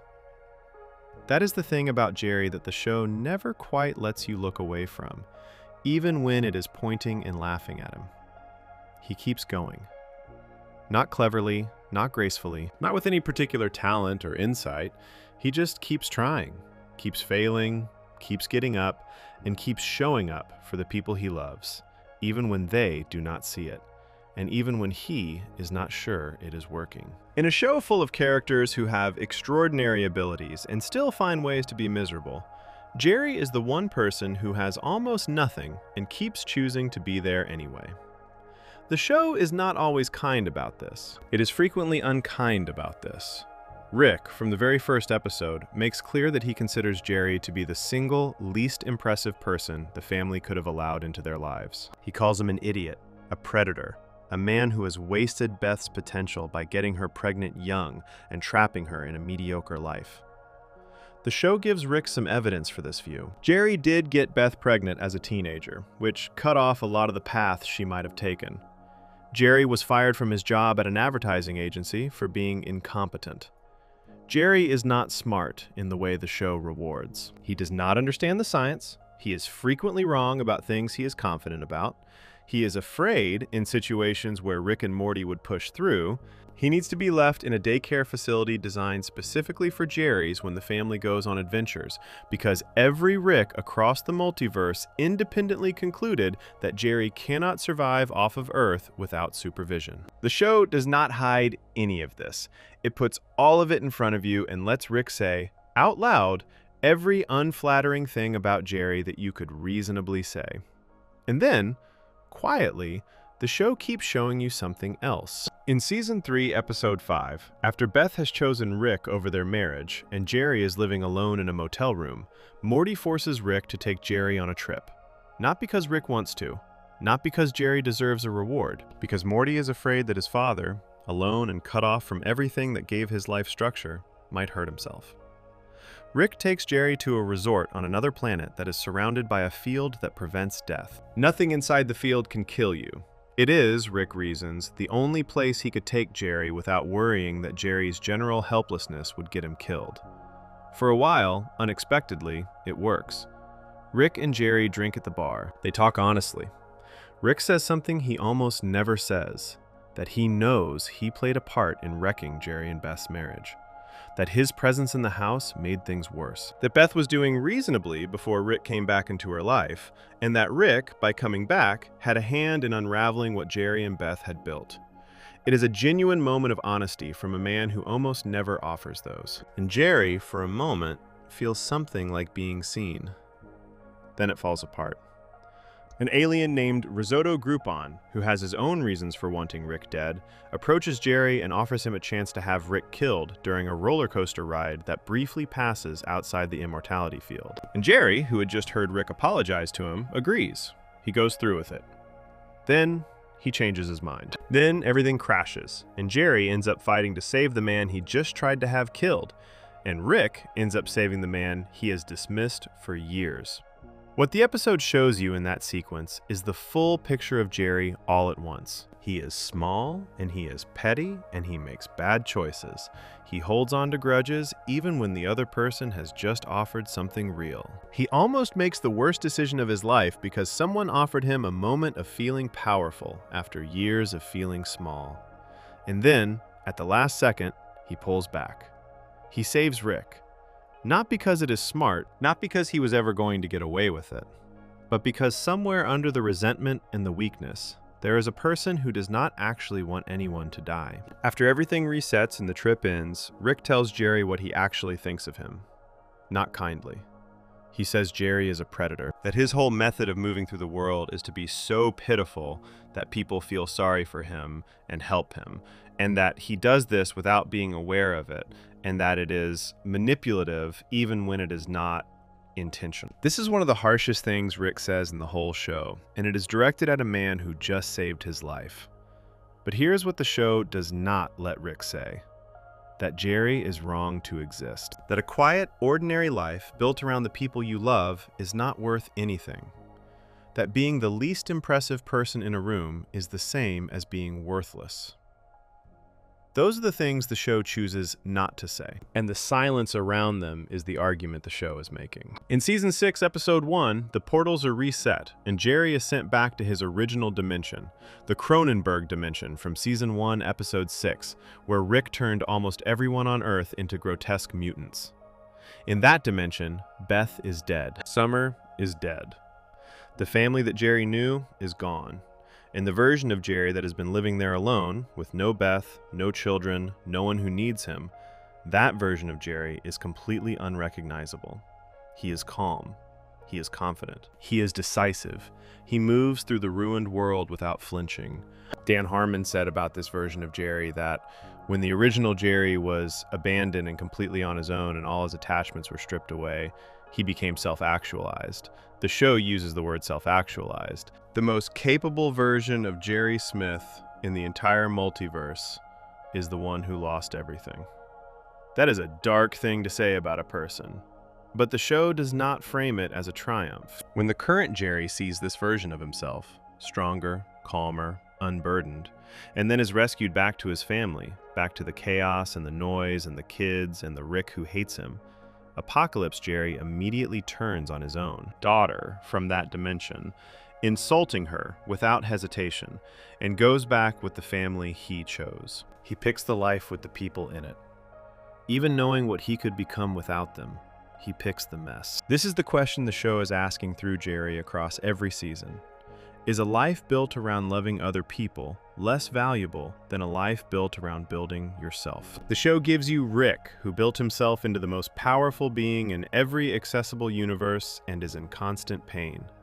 It gives you Apocalypse Jerry, who became a capable, self-sufficient person the moment everyone he loved was taken from him. And then it shows you regular Jerry, who is bad at golf and got fired from his advertising job and is afraid of most things. choosing every single day to stay inside the noise of a family that does not always appreciate him. When Morty says in season 1 that Jerry is a genius at being his dad, the show is not being sarcastic. Morty says it simply, the way you say something true that you have only just figured out how to put into words. And Jerry smiles. Not because it is a great compliment, but because it is the right one. The show has spent so much time showing you what it looks like to be extraordinary. The intelligence, the portal gun, the ability to rewrite the laws of physics before lunch, that by the time it shows you Jerry hanging Christmas lights on a roof and refusing to ask for help and floating into the sky because he lost a shoe, you almost miss what it is saying. It is saying that the ordinary version of courage, the courage to wake up and try again at something you are bad at, to stay inside a relationship that is hard, to be present for people who are not always grateful for your presence, is still courage. It does not get a trophy, it does not get a spaceship, it barely gets acknowledged, but the show knows it is there. And it keeps putting Jerry back in front of you and asking you to look at him without the filter of Rick's contempt. Jerry Smith is not the hero of Rick and Morty. He is the reminder that the show keeps leaving in the corner of almost every episode, that the life Rick calls small is the life most people are actually living, and that living it with care and loyalty and stubborn love, even when you are floating away because you lost a shoe and are too proud to ask for help, is not nothing.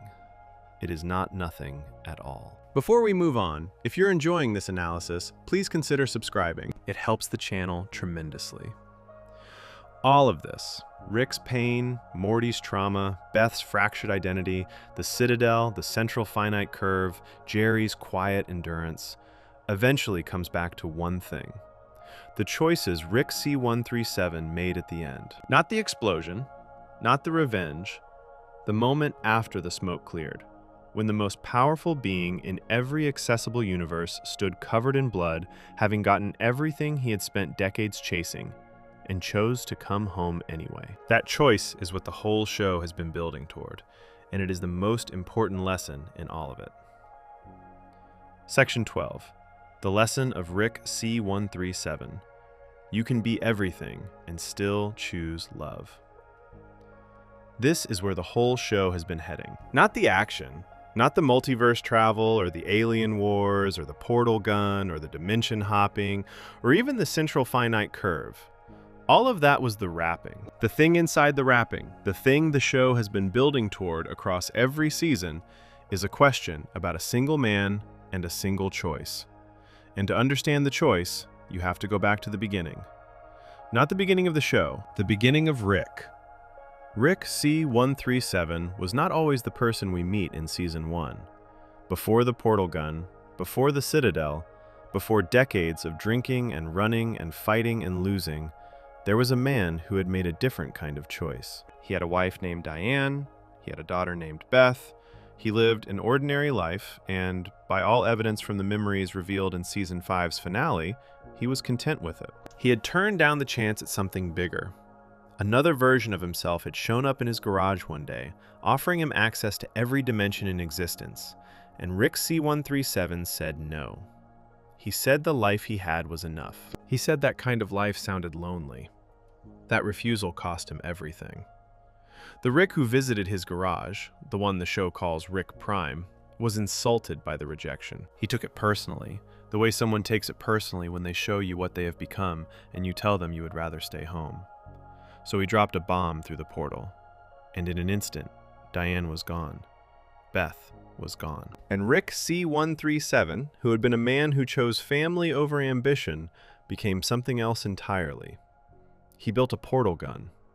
Not to travel for fun, not out of curiosity, to hunt. What followed was decades. The show shows it to us in a montage in Season 5, Episode 10, when evil Morty forces a full scan of Rick's memories. Rick C-137 traveled every accessible dimension looking for the version of himself who had killed his family. He killed hundreds of other Ricks in the process, none of them the right one. He made friends, Bird Person, Squanchy, others who were fighting a war against the Galactic Federation. He abandoned those friends when the fight no longer made sense to him, and the drinking got heavier and the grief got worse. He helped build the Citadel, partly because the other Ricks who had been trying to kill him were easier to deal with if they had somewhere to live and something to govern. And through all of it, he never found what he was looking for. Eventually he stopped looking, not because he healed, because he ran out of momentum. He was exhausted and drunk, and the search had made him cruel in ways he could not walk back. He had become, slowly and without fully noticing, exactly the kind of person who would do what was done to him. Someone who moved through the world without caring much about the damage left behind. And then he landed in a dimension where Beth was alive. Not his Beth, not the daughter who died when she was small. A different dimension's Beth, grown up, who had been abandoned by her own Rick, the one implied to be Rick Prime himself, and was living a life shaped by that absence. Rick C-137 landed in her dimension, and she saw him, and he stayed. He did not announce himself, he did not explain, he just stayed. He found a version of the family he had lost, and he built himself back into it, quietly, like a person trying to remember how to do something they used to know. This is how Morty entered the story. Rick adopted this dimension's Morty, the grandson of a Rick who was already gone, and the adventures began. Not because Rick had healed, because he needed something to fill the space where the grief used to be. And somewhere inside all of the chaos and the genius and the drinking and the insults and the portal gun, there was a man who was doing the only thing he knew how to do with love: showing up. Badly, but showing up. Season 7, Episode 5, is the episode where Rick finally finds Rick Prime. The fight is brutal and long and involves Rick, Morty, and Evil Morty all working together. Three characters who have spent the series in various states of conflict with each other, briefly aligned by the same need. Evil Morty, who wants to be left alone in his paradise outside the central finite curve, is tired of Rick's search disrupting his peace. He helps because it is the fastest way to make the problem go away. Rick Prime is captured and restrained by Evil Morty, who then revives Rick and steps back. Rick Prime, covered in everything that has happened to him, looks at Rick C-137 and they face each other. And Rick beats him to death. The show does not make this triumphant. There is no swelling music of victory. Rick comes home still covered in blood, and the camera watches him the way the camera watched Morty at the end of Season 1, Episode 6, when Morty had to bury his own body and accept that the world he knew was gone, and the only way forward was forward. The same song plays. Rick stands in the house, looking at his family through a window, and there is nothing in his face that looks like relief. The thing that held him together for 20 years, the hunt, the purpose, the burning focus of revenge, is gone. And what is left is just a man in a house with people he chose. The show makes the argument clearest in the post-credit scene of that same episode. Slow Mobius was Rick's uncle, killed during the fight when Rick Prime used the Omega device to erase him from every dimension at once. His widow, after his death, begins exactly the same journey Rick began after Diane died. She builds herself a ship, she searches the universe for the person responsible. She visits the same kinds of places Rick visited. The show mirrors the images shot for shot, setting up the parallel deliberately so that you recognize what you are watching. And then she meets someone, another person who lost someone. Another person who is carrying grief around like a second body and does not quite know how to put it down. They find each other the way people find each other when they have both been through something too large to explain to anyone who has not been there. They build a life. They keep pictures of the people they lost on their walls. They raise their children together. They do not forget. They just choose at some point to stop letting the loss be the only story. The show puts this scene immediately after Rick's emptiness. It does not explain the comparison. It does not need to. You can see it. You can see the life that Rick C-137 could have had if, at some point in the 20 years of hunting, he had stopped. If he had let himself be found by someone instead of chasing something. The widow found her way to that life in what appears to be a single lifetime. Rick spent decades and still has not. But here is what the show has been quietly insisting across all 7 seasons. Rick has not stopped trying. He went back to Beth. Not his Beth, but a Beth. He came back to the house that was not his, to a Morty that was not biologically his grandson at all, but whom he treats in the most broken and complicated way he knows how, like his. In Season 6, Episode 1, when Morty tells Rick that he considers Rick his actual grandfather, not Rick Prime, not a biological relative, but the man who showed up, Rick stops chasing revenge. Not permanently, not perfectly, but in that moment, for the first time, the relationship they have built is enough to pull him back from the edge. That is what the whole show adds up to. The smartest being in every accessible universe, a man who built the central finite curve to guarantee his own supremacy, who helped construct the Citadel, who killed hundreds of versions of himself across the multiverse, who can rewrite the rules of physics before lunch and has done it before breakfast, came home. Not to his home, to a family that was not originally his, in a dimension he stumbled into by accident, with a grandson who is not his blood, and a daughter who belongs to a Rick who abandoned her. He came back, and he stayed. This is not a small thing. The show has spent so much time showing you everything Rick could be, everything he is, everything he has built, every impossible thing he has done, that when it shows you him choosing the ordinary noise of a family that needs him, the choice lands with the full weight of everything that came before it. He is not staying because he has to. He is not staying because the universe requires it or because the plot demands it.